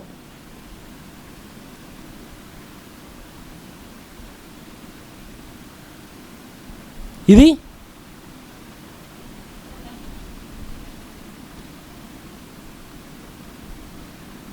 ఉత్తర నక్షత్రం అంటే ఎల్లప్పుడూ ఒకటి గుర్తుపెట్టుకోండి, అది తన స్థానాన్ని దాటి ఎటు పోతుంది, స్థిరంగా నిలబడుతుంది అంతే. ఎటువంటి పడవైనా అంటే అది కొట్టుకుపోయే సమయంలో వాళ్ళు దేని మీద ఆశ పెట్టుకోరు. ఎవరితో ఫోన్లో మాట్లాడి ఎట్రామంటామంటే ఏం తెలుస్తుంది అక్కడ? ఇప్పుడు పొలంలో ఉన్నాడు ఫోన్ చేసి ఎక్కడున్నావంటే ఇటు చెట్లు ఉన్నాయి, ఇటు చెట్లు ఉన్నాయి, ఇటు చెట్లు ఉన్నాయి అంటాడు. ఎటు వెళ్ళమంటే ఏం చెప్తాడు? అదే సిటీలో ఉన్నాడికైతే అర్థమైంది, ఓకే ఈ బిల్డింగ్ ఉంది, ఇది ఉంది. సముద్రంలో ఉన్నాడికి ఏ దిక్కెళ్ళమని చెప్తామండి? కొంచెం రైట్ తీసుకో, లెఫ్ట్కి వెళ్ళంటాం. అక్కడ రైట్ లెఫ్ట్ ఏమో అర్థమైంది. వాళ్ళు భూమి మీద ఉన్న వాటిని చూడరు. అప్పుడు వాళ్ళు ఏం చేస్తారంటే ఆకాశం తట్టి తిప్పుతారు వారి కనులు. ఈ సముద్రంలో కూడా నువ్వేడు తిప్పాలంటే నీ కనులు ఏ నక్షత్రం వైపు? స్థిరంగా నిలబడే ఉత్తర నక్షత్రం వైపు. రెండవది ఏంటిది? ఇప్పుడు మళ్ళీ మనం వినేది ఏంటిదంటే మార్నింగ్ స్టార్. అయితే ఉదయ నక్షత్రాన్ని గురించి చెప్పినప్పుడు ఏమని ఉంటుందంటే ఇది ఉదయించును అని ఉంటుందండి. ఏంటిదండి? మీరు ఏ నక్షత్రం గురించి చదివినప్పుడు ఇది ఉదయించును అని ఉండదు. కారణం ఏంటంటే మీరు ఏ నక్షత్రాన్ని తీసుకున్నా అది రాత్రంతా మీకు కనబడతా ఉంటుంది. ఎంతమందికి అర్థమవుతుంది? మీరు ఏ నక్షత్రాన్ని చూసినా రాత్రంతా కనబడుతుంది. కానీ మార్నింగ్ స్టార్ అనేది రాత్రంతా కనబడే నక్షత్రం కాదు. ఇది కేవలం సూర్యుని యొక్క అంటే ఇంకో కొద్ది గంటల్లో, ఒక 2 గంటల్లోనో 1 గంటలోనో సూర్యుడు వస్తాడు అనుకున్నప్పుడు మాత్రమే. ఇంకా అంటే ఎట్లా చెప్పాలంటే మీరు ఎవరైనా గమనించండి, రేపొద్దున్నే పిల్లల్ని గమనించండి, రేపొద్దున నీ పుట్టినరోజు అని అనుకోండి. అలా పిల్లలు చెప్పారు రేపొద్దున నీ పుట్టినరోజు అని బట్టలు కొంటాం, అవి కొంటాం, ఈ కొంటాం అని చెప్తే వాడికి ఆ రోజు రాత్రి నిద్ర పట్టుది. ఏమని ఉంటుందంటే ఎప్పుడు తెల్లారుద్దా సూర్యుడు కోసం ఎప్పుడు చూడంత ఆశతో చూస్తుంటాడు, ఎప్పుడు వచ్చిద్దా పొద్దున్నని. అదే రేపు పొద్దున్న స్కూల్గా ఎగ్జామ్ రా అంటే రేపు పొద్దున్న రాకుండా ఉంటే బాగుండు అనుకుంటాడు. అయితే కానీ బానిసలు వీరు ఎవరైనా గమనిస్తే వాళ్ళు ఏం కోరుతారంటే ఎప్పుడైనా వాళ్ళకి ఎప్పుడైతే పలానా రోజు మీరు విడిపింపబడతారనగానే వాళ్ళు కోరేది ఏంటంటే ఎప్పుడు ఉదయం అయిద్దా. వాళ్ళు చాలా ఆశతో చూస్తూ ఉంటారు, సూర్యుడు ఎప్పుడు వస్తాడు. అలా వారు సూర్యుడు కోసం చూసేటప్పుడు వెంటనే సూర్యుడు రాడండి. సూర్యుడు వచ్చే మునుపు కేవలం కొద్ది క్షణాలు, కొద్ది గంటల ముందు మాత్రమే ఒక చిన్న చుక్క వెలగడం ప్రారంభిస్తూ ఉంటుంది. అదే ఉదయ నక్షత్రం. అది ఎందుకు వెలుగుతాయా అంటే, ఓ బానిసలారా మీరు రాత్రంతా ఎదురు చూస్తారు సూర్యుని కొరకు. ఏ సూర్యుని కొరకు నువ్వు ఎదురు చూసావో ఆ సూర్యుడు త్వరలోనే రానై ఉండినాడు. ఎంతమంది ఉన్నారు ఇక్కడ ఉదయ నక్షత్రాలు? ఆ సూర్యుడు ఎక్కడో లేదు, త్వరలో రాని ఉన్నాడని ఒక మంచి వర్తమానాన్ని మోసుకొస్తూ ఉంటుందండి. ఒక నిరీక్షణ ఒక మంచి సువార్తను తీసుకొస్తుంది. ఏమనంటే నా వెనుక రానై ఉన్నాడు. ఎవరయ్యా? బాప్తిస్మ ఇచ్చే యోహాను ఉదయ నక్షత్రమేనా? ఏమని చెప్తున్నాడు ఆయన? నువ్వు మెస్సీవా? నేను మెస్సీ అని కాదు, కానీ నా వెనుక ఒక ఆయన రాబోతున్నాడు, ఆయన నాకంటే శక్తిమంతుడు, ఆయన పాదములు ఆ చెప్పుల వారు తీయడానికి కూడా నేను యోగ్యుడిని కాను. ఆమేన్. నేను కేవలం మీకు నీటిలో ఇచ్చా, కానీ ఆయన అయితే ఆత్మలోను పరిశుద్ధాత్మ అగ్నిలోను మీకు బాప్తిసం ఇచ్చేవాడు, నా వెనక రాబోతున్నాడు. ఈ ఉదయ నక్షత్రం వెనుకొచ్చే సూర్యుని చూపిస్తున్నదంట. ఈ ఉదయ నక్షత్రం ఎవరండి? ఇప్పుడే అన్నాం కదండి. ఎవరు? అంతేనా? మరి యోబు దగ్గర ఉదయ నక్షత్రములు ఏకముగా కూడి పాగినప్పుడు దేవుని కుమారులు, మరి అప్పుడు అక్కడ ఉన్నది ఎవరంటారు? ఆ ఉదయ నక్షత్రాలు. నువ్వు నేనేం చూపిస్తున్నామంటే, నశించిపోయే ప్రపంచంలో నువ్వు ఒక వింతైన క్యారెక్టర్ కలిగి నువ్వు ఎప్పుడైతే జీవిస్తున్నావో, ఈ ప్రపంచం నాశనం అయిపోతున్నది, కానీ మరొక ప్రపంచం రానున్నది. అది పగిలిపోయే ప్రపంచం కాదు, అది పడిపోయే సింహాసనం కాదు, కానీ ఒక స్థిరమైన ప్రపంచం రానున్నది అని చెప్పి నువ్వు ఒక ఉదయ నక్షత్రంగా ముందుగా ఈ ప్రపంచానికి నువ్వు చూపిస్తున్నావంట. నా వెనుక ఒక సూర్యుడు రాబోతున్నాడు అని. ఆమేన్. అయితే యేసుక్రీస్తుని కూడా పోలికగా చెప్తారండి కొన్ని వర్తమానాల్లో ప్రవక్త. ఇప్పుడు 4వది చూద్దాం.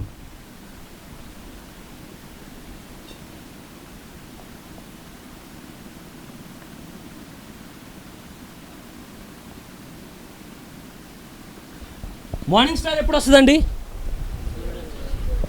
రాత్రంతా ఉండదు, అది కేవలం సూర్యుడు వచ్చే మునుపు మాత్రమే ప్రకాశించి నా వెనుక సూర్యుడు వస్తాడని చెప్పి ఆగిపోతుంది. అయితే కానీ ఫస్ట్ ఉత్తర నక్షత్రం చూసామా? నార్త్ స్టార్ అంటే మనం గుర్తుపెట్టుకుని అది ఎటు కదలదు, కానీ స్థిరంగా నిలబడేది. అది మార్నింగ్ స్టార్ అంటే సూర్యుడు వచ్చే మునుపు మాత్రమే చెప్పి నేను సూర్యుని కాదు, కానీ నా వెనుక సూర్యుడు రాబోతున్నాడని ఒక గుడ్ న్యూస్ ఇచ్చేది మార్నింగ్ స్టార్ అనేది. తర్వాత ఈవినింగ్ స్టార్ అండి. ఏంటిది?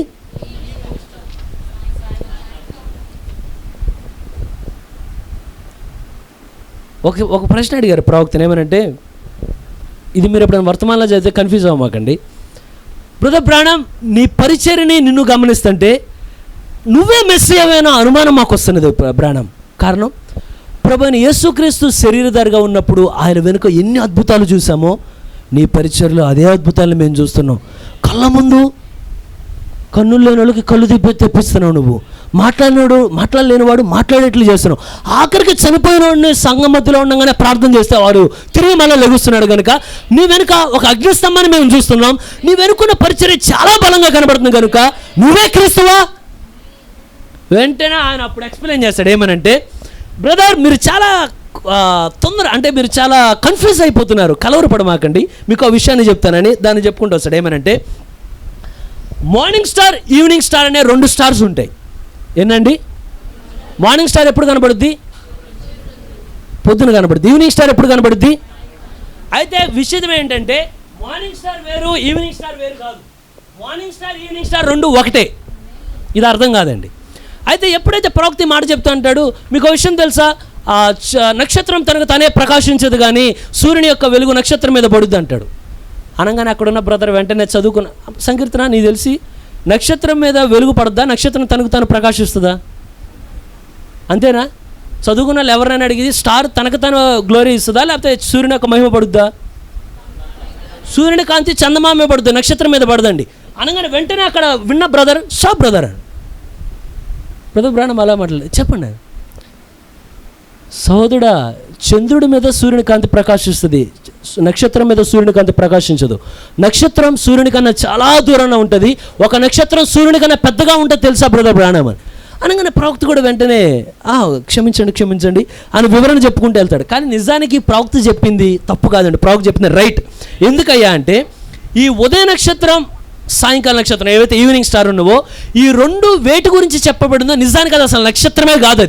అది ఏంటిదయ్యా అంటే, సూర్యునికి అది ప్లూటో అనుకుంటా, దాన్ని తెలుగులో ఏమంటారు ఆ గ్రహాన్ని?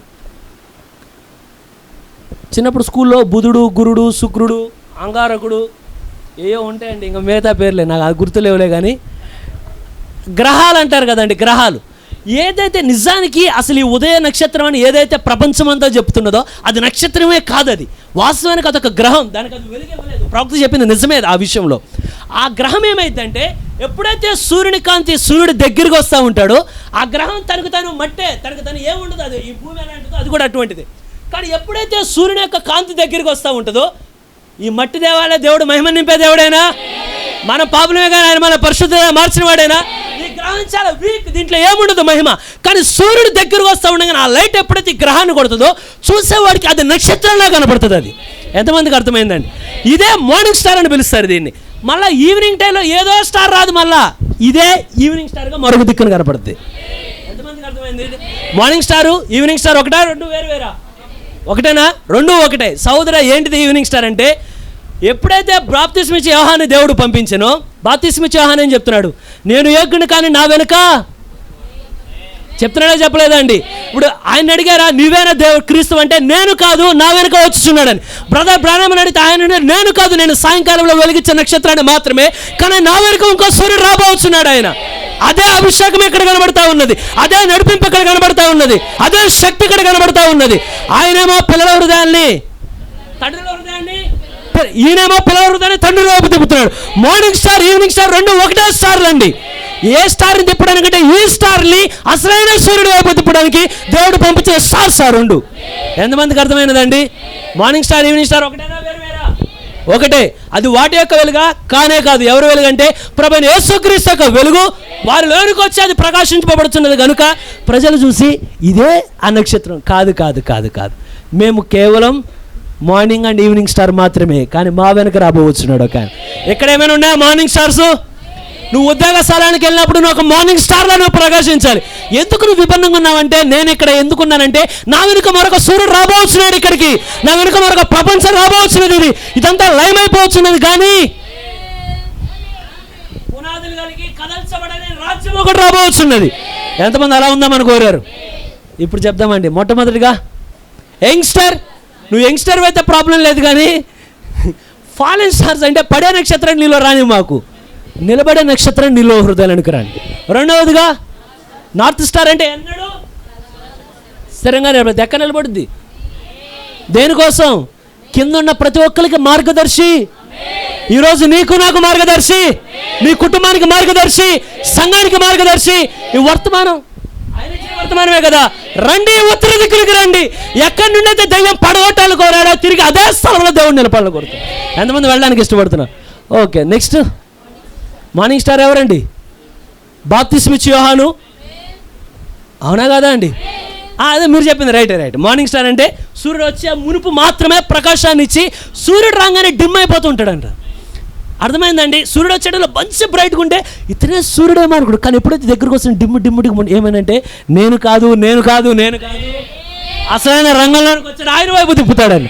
ఇప్పుడు ఈవినింగ్ స్టార్ అంటే చివరి కాలం వర్తమానికుడు. ఈ సాయంకాలం మందు ఉందా లేదండి? సాయంకాలం మందు వెలుగు కలుగును అని చెప్పి ఆ వెలుగు ఎక్కడి నుండి వస్తున్నది? దేవుడు పంపించిన వెలుగు, వర్తమానం ద్వారా దేవుడు వెలుగును పంపుతున్నాడు. అవునా? ఉన్నదా? ఇప్పుడు ఇంకో స్టార్ గురించి ఇందామా?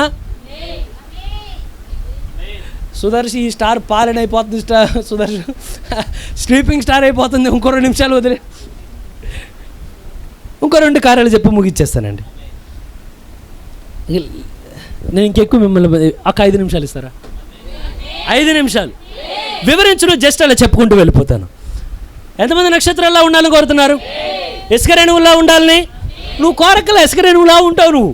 కానీ నువ్వు నక్షత్రంగా ఉండాలంటే నీ ఒక ఆశ పుట్టాలి. ఏమనంటే కేవలం ఇసుక రేణువులాగా అందరూ తొక్కే ఇసుకలా ఉంచక ప్రభువా, ఉన్నతమైన స్థానంలో నీ కృపను బట్టి నేను నిలబెట్టు అని. అయితే గమనించండి, 12 మంది అపోస్తుల యాకోబు యొక్క పిల్లలు ఉన్నారు కదా, వాళ్ళు స్టార్స్ అంటారా కేవలం ఇసుక రేణువులు అంటారా? స్టార్స్ అంటారా?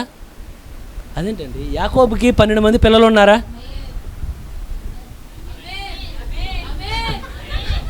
యాకోబుకి ఎంతమంది పిల్లలండి? వాళ్ళందరినీ కలిపేమంటాం? ఇశ్రాయేలీయులు అంటామా? నేను ఇప్పుడు డానియేల్కి నేను క్లాప్స్ కొట్టాలి. సరే, వాళ్ళందరినీ కలిపేమంటాం? మీరు 12 మందిని తీసి 12 మందిలో ఒక్కొక్కరిని గమనించుకుంటారండి. రూబేను చూడండి, ఏం చేశాడు? తన తండ్రి యొక్క పరుపును చెరిపాడు. షిమోను దగ్గరికి రండి, లేవి దగ్గరికి రండి, వాళ్ళు సామాన్యులు కాదు. ఎప్పుడైతే ఆ శెకెం ప్రజలు మాట్లాడినప్పుడు అసలు మీకు ఇస్తే మాకు ఇబ్బంది ఏమి లేదు, కొంచెం మీరు సున్నతి చేయించుకోండి అనుకున్నారు.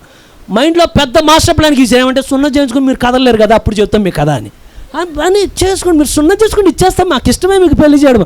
దేవుడు పైన చూస్తున్నాడు. నేనేమో ఆకాశ నక్షత్రాలు నిలబెడదామంటే నువ్వేం చేస్తున్నావు? ఇసుక రేణువు లాంటి పనులు చేస్తాడు అక్కడ నుంచని. అనగానే వాళ్ళు కూడా వీళ్ళు ఎంతకు మించిన వాళ్ళు అంతా చెప్పి ఆ ఆస్తి మనది అయిపోద్ది. కానీ అనగానే అందరూ సున్నతి చేయించుకోగానే అప్పుడు దాకా ఇట్లా ఉన్నారు. చూస్తే ఎలా అసలు యాకోబు పిల్లలు చాలా మంచి వాళ్ళు, అమ్మ ఎవరు జోలికి పోరు.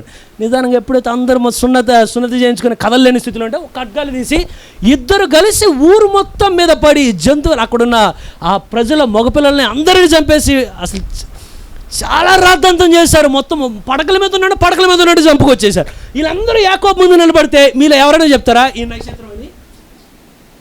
ఎవరికైనా కెపాసిటీ సరిపోద్దా అండి? వీళ్ళందరూ కలిసి మళ్ళీ యోసేపుని అమ్మేశారు. అయితే వీళ్ళు మళ్ళీ ఇంకా ఇసుక రేణువులు అంటారా, ఆకాశ నక్షత్రాలు అంటారు వీళ్ళని? అర్థమైందా అండి? 12 మందిలో 12 క్వాలిటీస్.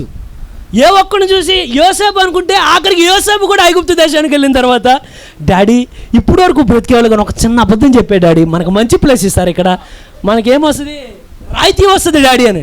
నాయనా నీలాంటి మాటలు ఇప్పుడు వరకు ఇనే దేవుడు ఇట్లా ఉంటే అప్పుడు ఇసుక రేణువులాగా ఉన్నాను, ఇప్పుడు ఇసుక రేణువులో ఉంచాలి కొరట్లా అయినా ఆకాశ నక్షత్రంగా దేవుడు మార్చాడు కనుక నేను అబద్ధం చెప్పలేను అక్కడ. నేను ఎంతమంది పైకి వెళ్ళాలని కోరుతున్నారు. కానీ విచిత్రం ఏంటంటే వీళ్ళ లైఫ్ స్టోరీ అంతా మీరు గమనిస్తే ప్రతి ఒక్కళ్ళలో పొరపాటు. కానీ ఎప్పుడైతే యోసేపు రాత్రి వేళ నిద్రించినప్పుడు దేవుడు కళ చూపించేటప్పుడు ఎలా చూపించాడంటే పొద్దున్నే చెప్తున్నాడు, తండ్రి నేను కలగండినప్పుడు సూర్య చంద్రులు నాకు నమస్కారం చేసేటప్పుడు 11 నక్షత్రాలు నాకు నమస్కారం చేస్తున్నాయి. అక్కడ 11 ఇసుక రేణువులు అని చెప్పలేదండి. దేవుడు ఇక్కడ నుండి ఎక్కడ నిలబెట్టాడంటే తీసుకెళ్ళి ఆయన సన్నిధిలో 24 పెద్దలు ఉన్నప్పుడు 12 మంది వీళ్ళే దేవుడు అక్కడ కూర్చోబెట్టాడు. అక్కడ కారణం ఊరకే ఇసుకగా దేవుడు పెట్టడండి నక్షత్రంగా. యోసేపు ముందుకు తీసుకెళ్ళిన దేవుడు కడగడం ప్రారంభించాడు వాళ్ళని. ఆమేన్. ఎంతమంది తెలుసండి యోసేపు ముందుకు వెళ్ళేసరికి సరెండర్ అయిపోయారు వాళ్ళు. అప్పటి వరకు అంతా నేను అనుకున్న వాళ్ళు యాకోబు చనిపోయిన తర్వాత లెటర్ కూడా పంపిస్తారు ప్రత్యేక దూతకి ఇచ్చి, నాయన అయ్యా నా యజమానుడా తండ్రి ఉన్నప్పుడు చెప్పాడు దయచేసి మమ్మల్ని నువ్వు క్షమించమని చెప్పి, దయచేసి మీరు మమ్మల్ని ఏమనమాకండి. నిజంగా ఎట్లయితే కాళ్ళకు నమస్కారం చేశారు, నమస్కారం పెట్టారో ఆఖరికి కాళ్ళ మీద పడిపోయి దయచేసి మమ్మల్ని వదిలేవా. వాళ్ళ పశ్చాత్తాపం వచ్చిన తర్వాత ఇప్పుడు ఇసుక రేణువులుగా దేవుడు ఉంచట్లా. ఎంతమంది నిజమైన పశ్చాత్తాపాన్ని కోరుతున్నారు, నిజమైన దేవుడు సన్నిధిని కోరుతున్నారు? దేవా మా హృదయాల్లో కదిలించు ప్రభువా, ఇసుక రేణువులా ఉంచమాక కానీ ఆకాశ నక్షత్రాలుగా దేవుడు మమ్మల్ని హెచ్చించును గాక. హెచ్చించాడా దేవుడు? మీరు గమనించండి 12 మంది అపోస్తలులు చూడండి, ఒక్కొక్కరు ఒక్కొక్క స్టైల్లో కనబడతారు మీకు.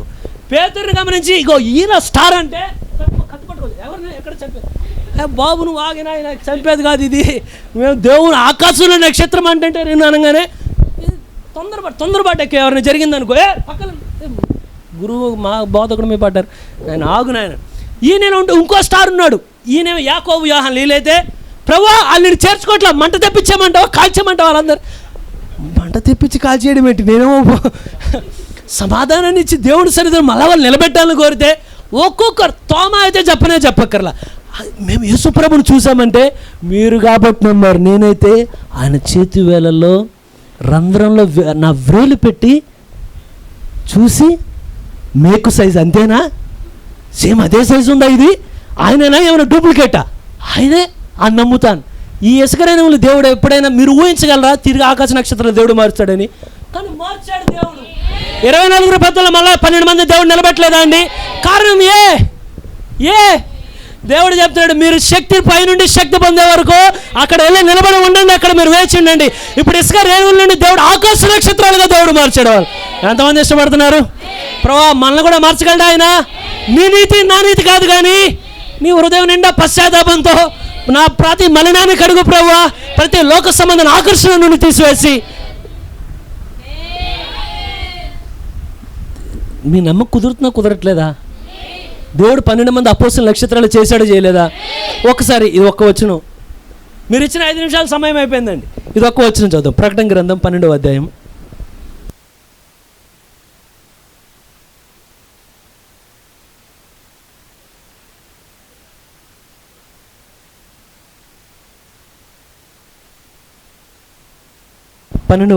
ఒకటో వచనం చదవండి బ్రదర్. అప్పుడు పరలోకమందు మీరు ఎవరైనా అంటే మీరు విని కన్ఫ్యూజ్ అవ్వకుండా ఫస్ట్ సింపుల్గా చెప్తున్నాండి. పాస్టర్ గారు చాలాసార్లు మనకి చెప్పారు ఏమనంటే చాలాసార్లు చెప్పారు, ఒక స్త్రీ గర్భంతో కననై ఉండి సిద్ధంగా ఉన్నప్పుడు కిరీటం ఉంటుంది, పైన 12 నక్షత్రాలు ఉంటాయి, ఒక మహాఘట సర్పం వచ్చుద్ది, ఆ కనాలనుకున్న శిశువుని మింగేయాలని కోరుద్ది. అంటే ఎక్కడో గుర్తు వస్తున్నట్టు ఏమైనా ఉందా? లేదా? అదేంటండి పాస్టర్ గారు చెప్పింది నేను అడుగుతున్నా, సొంతం చెప్ప. ఇంతమంది చెప్పారు కదా, మీకు ఎంతమంది గుర్తు వస్తున్నది? అవునా? అవునా? కాళ్ళ దగ్గర ఎవరు ఉంటారు అక్కడ?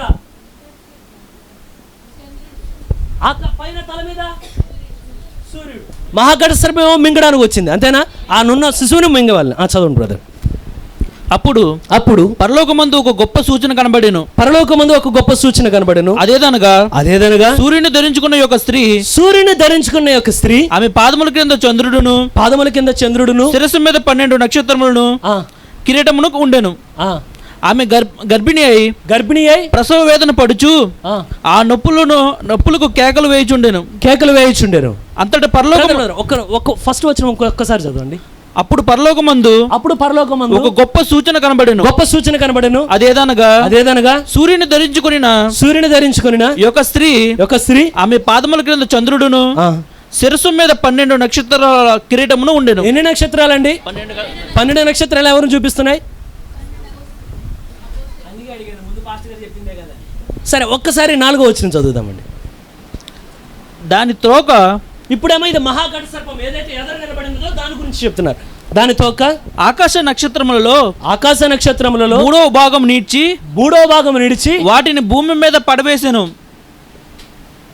మీరు ఒకసారి ఆయన చూడండి, మీకు అర్థం కాదు కానీ ఊరికే మీకు ఊహించుకోండి. నేను మామూలుగా లైన్లకి ఇస్తాను అంతే. కిరీటం మీదేమో ఎన్ని నక్షత్రాలు? ఓకేనండి, కనబడింది. ఒక స్త్రీ ఉంది ఇక్కడ, ఓకేనా? ఇది మహాఘట సర్పం గీసేంత టాలెంట్ నాకు లేదు, తోక మాత్రం గీసాను. అది మిగతాది మీరు అర్థం చేసుకోండి. ఇక్కడ తోక కనబడిందా? ఇప్పుడు మీకు నక్షత్రాలు 2 వైపులు కనబడుతున్నాయా? ఇక్కడ కనబడ్డాయా? దీని మీద ఈ నక్షత్రాలు ఏంటి? కిరీటం మీద ఉన్నాయి 12 నక్షత్రాలు. ఇక్కడ ఏం జరుగుతున్నది? ఈ తోకతో తీసుకెళ్ళి ఆకాశంలో ఎన్నో వంతు బ్రదరు? మూడవ భాగం నీడ్చి వాటి భూమి మీదకి పడేస్తున్నది. సోదరా, దీన్ని చూడండి, ఎంత ఆశీర్వాదం దేవుడు మన కొరకు దాచాడు.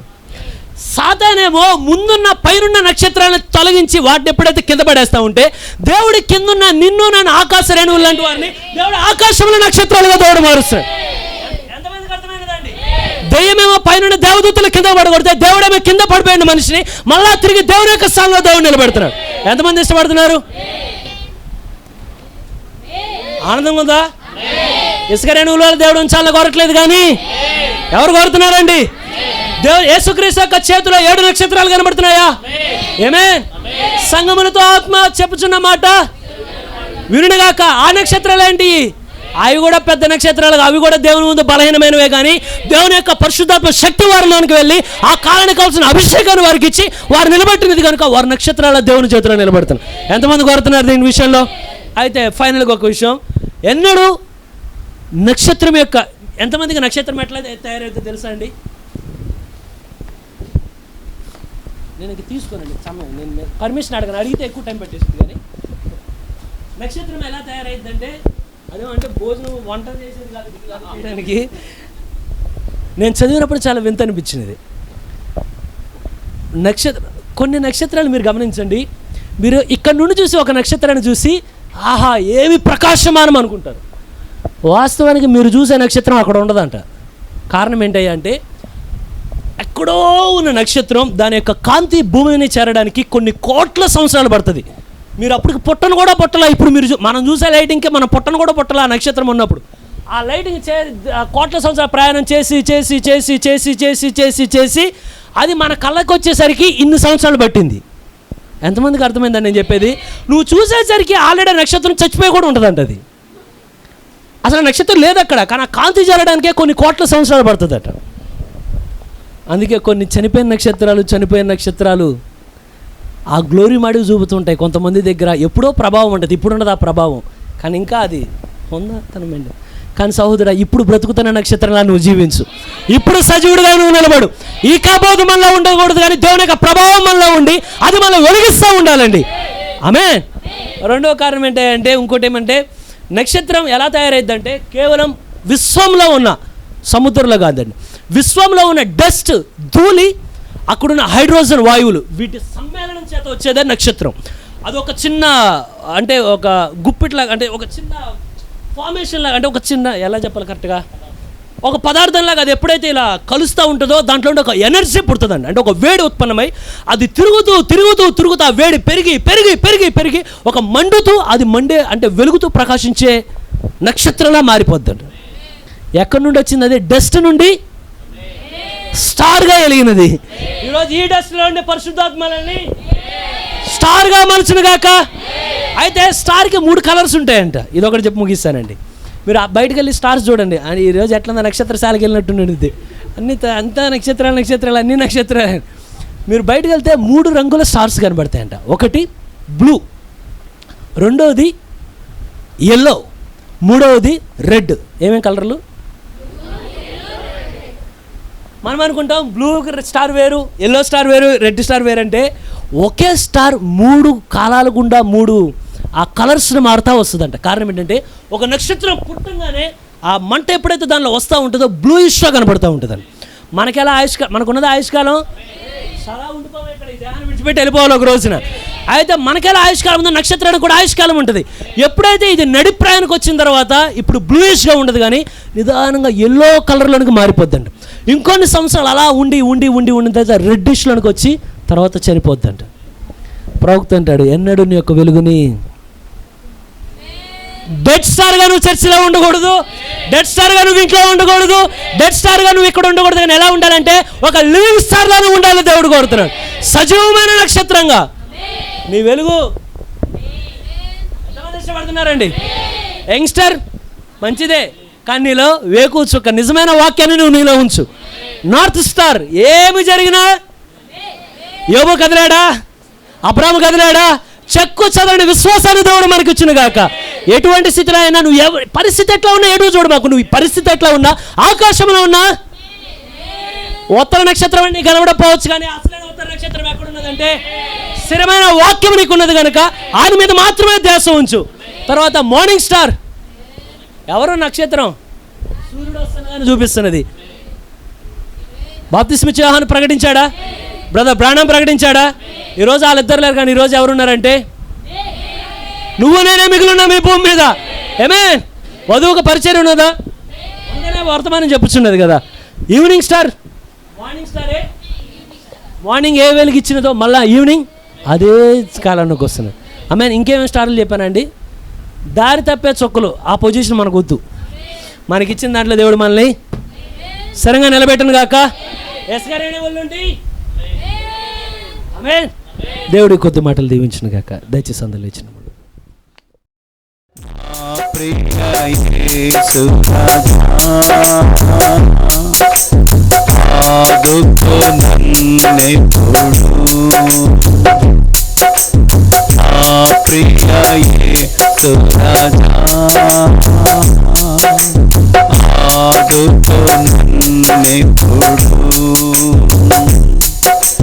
మరచితి నీ వాగ్దానం,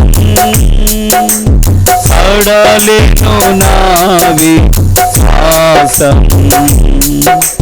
మరచితి నీ వాగ్దానం, సడలెను నా విశ్వాసం. శ్రమల ప్రవాహపు సుడులే ఒడిగా నన్ను పెనుగొనగా, శ్రమల ప్రవాహపు సుడులే ఒడిగా నన్ను పెనుగొనగా, కల్వరిలో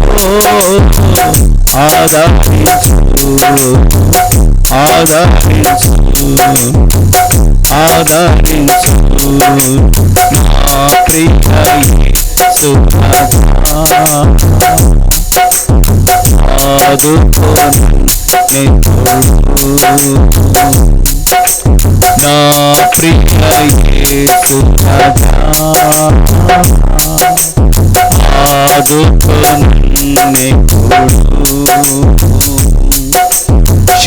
శోధనలో వేదనలో నిన్ను విడి పోనీయకు శోధనలో వేదనలో నిన్ను విడి పోనీయకు నా ప్రియ యేసు రాజా ఆదుకో నన్నెప్పుడు నా ప్రియ యేసు రాజా ఆదుకో నన్నెప్పుడు నా ప్రియ యేసు రాజా ఆదుకో నన్నెప్పుడు. ప్రార్థన చేసుకుందాం. అందరం మన యొక్క హృదయాలను ఉంచుదామండి, హృదయాలను ఉంచుదాం. బైబిల్ చెప్తుంది, ఒక వ్యక్తి ఎంత తగ్గించుకుంటాడో అంతగా హెచ్చింపబడతాడు.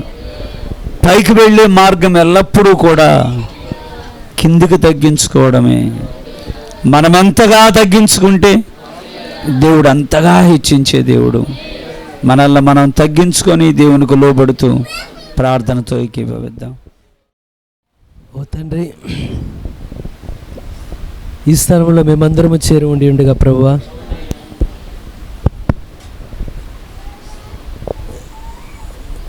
నీ యొక్క తండ్రి మరి సన్నిధిలో మేమందరం అల్పులుగా చేరి ఉండి ఉన్నాం.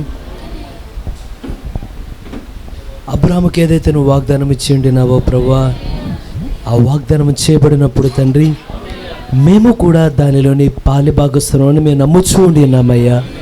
దానిలో మేము కూడా భాగస్థులమని మేము నమ్ముచూ ఉండి ఉన్నాము తండ్రి. అబ్రాహామును పరీక్షించిన దేవుడివే ప్రభువా, ఏ విషయాల్లో మమ్మల్ని పరీక్షించాలని కోరుచూ ఉండి ఉన్నావో మేము కూడా దీవెనలో కోరుచూ ఉండి ఉన్నామయ్యా. ఉన్న స్థితిలో ఉండిపోవాలని కోరట్లేదు కానీ తండ్రి, దీవెనలో అభివృద్ధి మేము ఆశిస్తూ ఉండి ఉన్నామయ్యా. అబ్రాహామును ఒక మెట్టు తర్వాత ఒక మెట్టు ఎక్కిస్తూ తండ్రి దీవెనలు ఇచ్చిన దేవుడివే ప్రభువా. మరి ఇక్కడ నిలబడిన మమ్మను మీరు జ్ఞాపకం చేసుకోండి. ఒకప్పుడు అబ్రాహాముకు నీ సంతానమును ఇసుకను వలె దీవించుదునని చెప్పి ఉన్నావు అయ్యా. కొంతకాలము తర్వాత నీ సంతానమును ఆకాశ నక్షత్రములు విస్తరింపజేసదునని చెప్పి ఉన్నావు. కానీ ఎప్పుడైతే ఫైనల్ టెస్ట్లోనికి వచ్చి ఉండినాడో ప్రభువా, నిజమైన చివరి పరీక్ష ముందుకు వచ్చి ఉన్నాడో ప్రభువా, కానీ ఎప్పుడైతే అబ్రాహాము యొక్క హృదయము తండ్రి విశ్వాసంతో సరిగా తండ్రి అది దృఢముగా నిలబడినప్పుడు ప్రభువా, ఇప్పుడు కేవలం ఇసుక రేణువుల వలె అని చెప్పట్లేదు కానీ తండ్రి, కేవలం నైనా నక్షత్రాలని చెప్పట్లేదు కానీ ప్రభువా, తప్పక నీ సంతానం తమ యొక్క శత్రువుల గమనిని స్వాధీనపరచు కొందరు అని నీ వాక్యం చెప్పి ఉండినది. ఆ స్థానమును మేము అడుగుచూ ఉండి ఉన్నామయ్యా. మా మధ్యలో ఎవరైనా వ్యాధిగ్రస్తులుగా ఉండి ఉన్నారేమో ప్రభువా, రోగం యొక్క గమనిని మేము స్వాధీనపరుచుకున్నట్లుగా మేము కృపను అడుగుచూ ఉండి ఉన్నామయ్యా.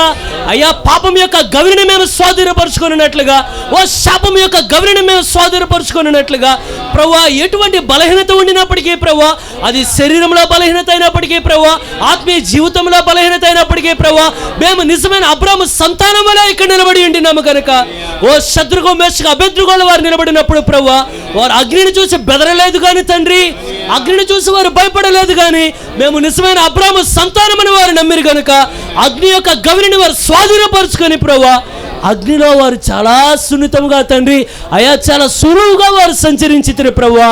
అయ్యా, నువ్వు అదే దేవుడు అయింటున్నావు ప్రభువా. అబ్రాహాముకి ఇచ్చిన వాగ్దానం విఫలం కాలేదు కానీ తండ్రి, దాన్ని నాయన ఎవరు స్వాధీనపరుచుకునే శక్తి కలిగిన వారు ఉందరో ప్రభువా, ఎవరైతే ఆ యోగ్యత కలిగిన వారు ఉందరో ప్రభువా, నువ్వు నేటికి రంగం మీదకి రాగలిగిన దేవుడు అయింటున్నావు. నువ్వు నేటికి కార్యాన్ని జరిగించే దేవుడు అయింటున్నావు. ఈ స్థలంలో మేము అల్పులుగా నిలబడి ఉండిన్నామయ్యా. మాలో ఏమీ లేదు కానీ తండ్రి, వాగ్దానం ఇచ్చిన దేవుడివి, నువ్వు నమ్మదగిన దేవుడు అని మేము నమ్ముచూ ఉండి ఉన్నాం.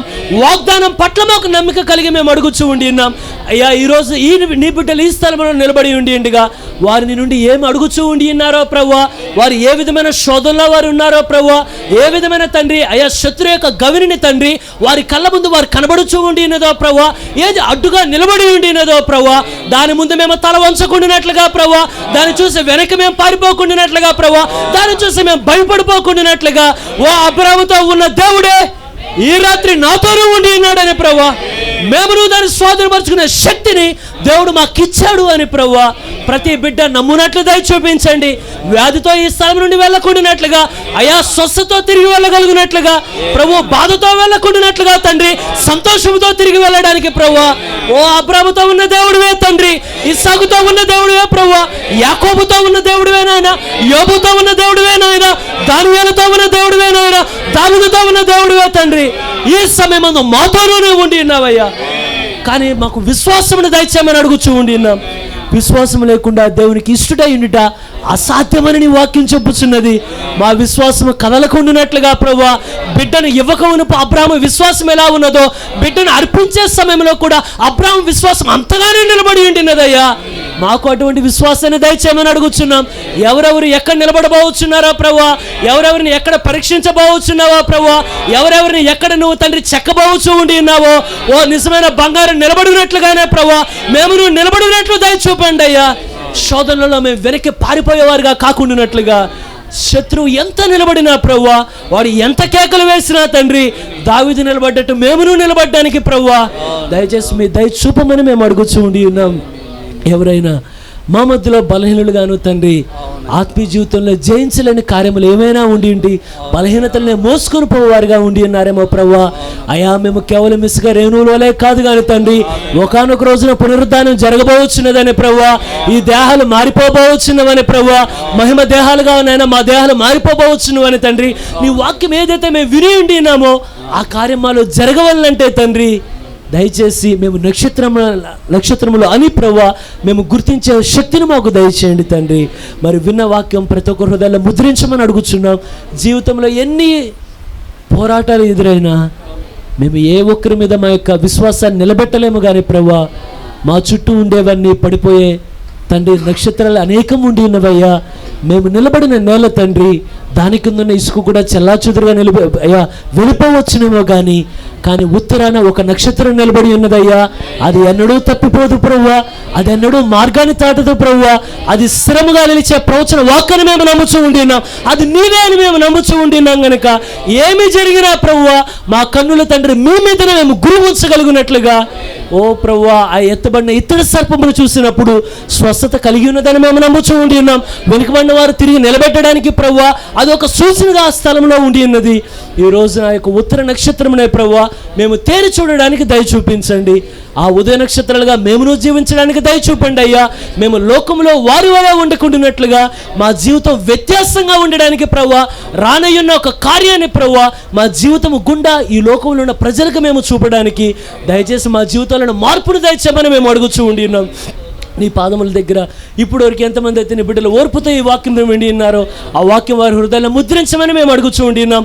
ఈ స్థలం నుండి మేము వెళ్ళినప్పుడు ప్రభువా నిరాశతో మేము వెళ్ళకుండానట్లుగా హృదయం నిండా నిరీక్షణతోనో ప్రభువా, హృదయం నిండా సంతోషముతోనో ప్రభువా, హృదయం నిండా ఆనందముతోనో ప్రభువా మేము నువ్వు వాగ్దానమునకు వారసులము కానీ ప్రభువా నిరీక్షణ లేని వారి వలె ఉండడానికి కాదు కానీ బలము కలిగిన వారి వలె మేము ఉండడానికి ప్రభువా ఎదురయ్యే ప్రతి శత్రువు యొక్క గవిని నీ బిడ్డలు స్వాధీనపరుచుకునే శక్తిని ఇచ్చి నిలబెట్టమని.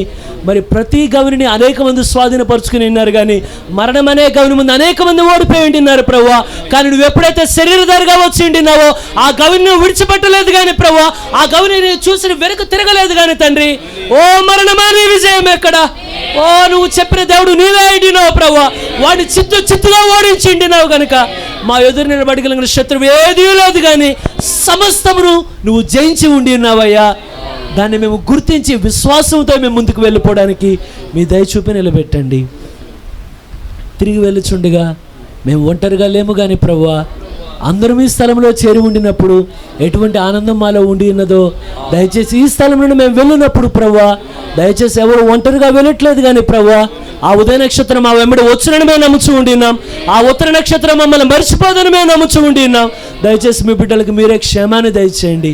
మరలా మేమందరము చేరి ప్రార్థించే వరకు మీ కృపాక్షేమాన్ని మాకు ఎల్లవేళలా తోడుగా ఉంచి నడిపించమని ఈ ప్రార్థన ప్రభువైన యేసుక్రీస్తు నామములో అడిగి వేడుకున్నాం తండ్రి.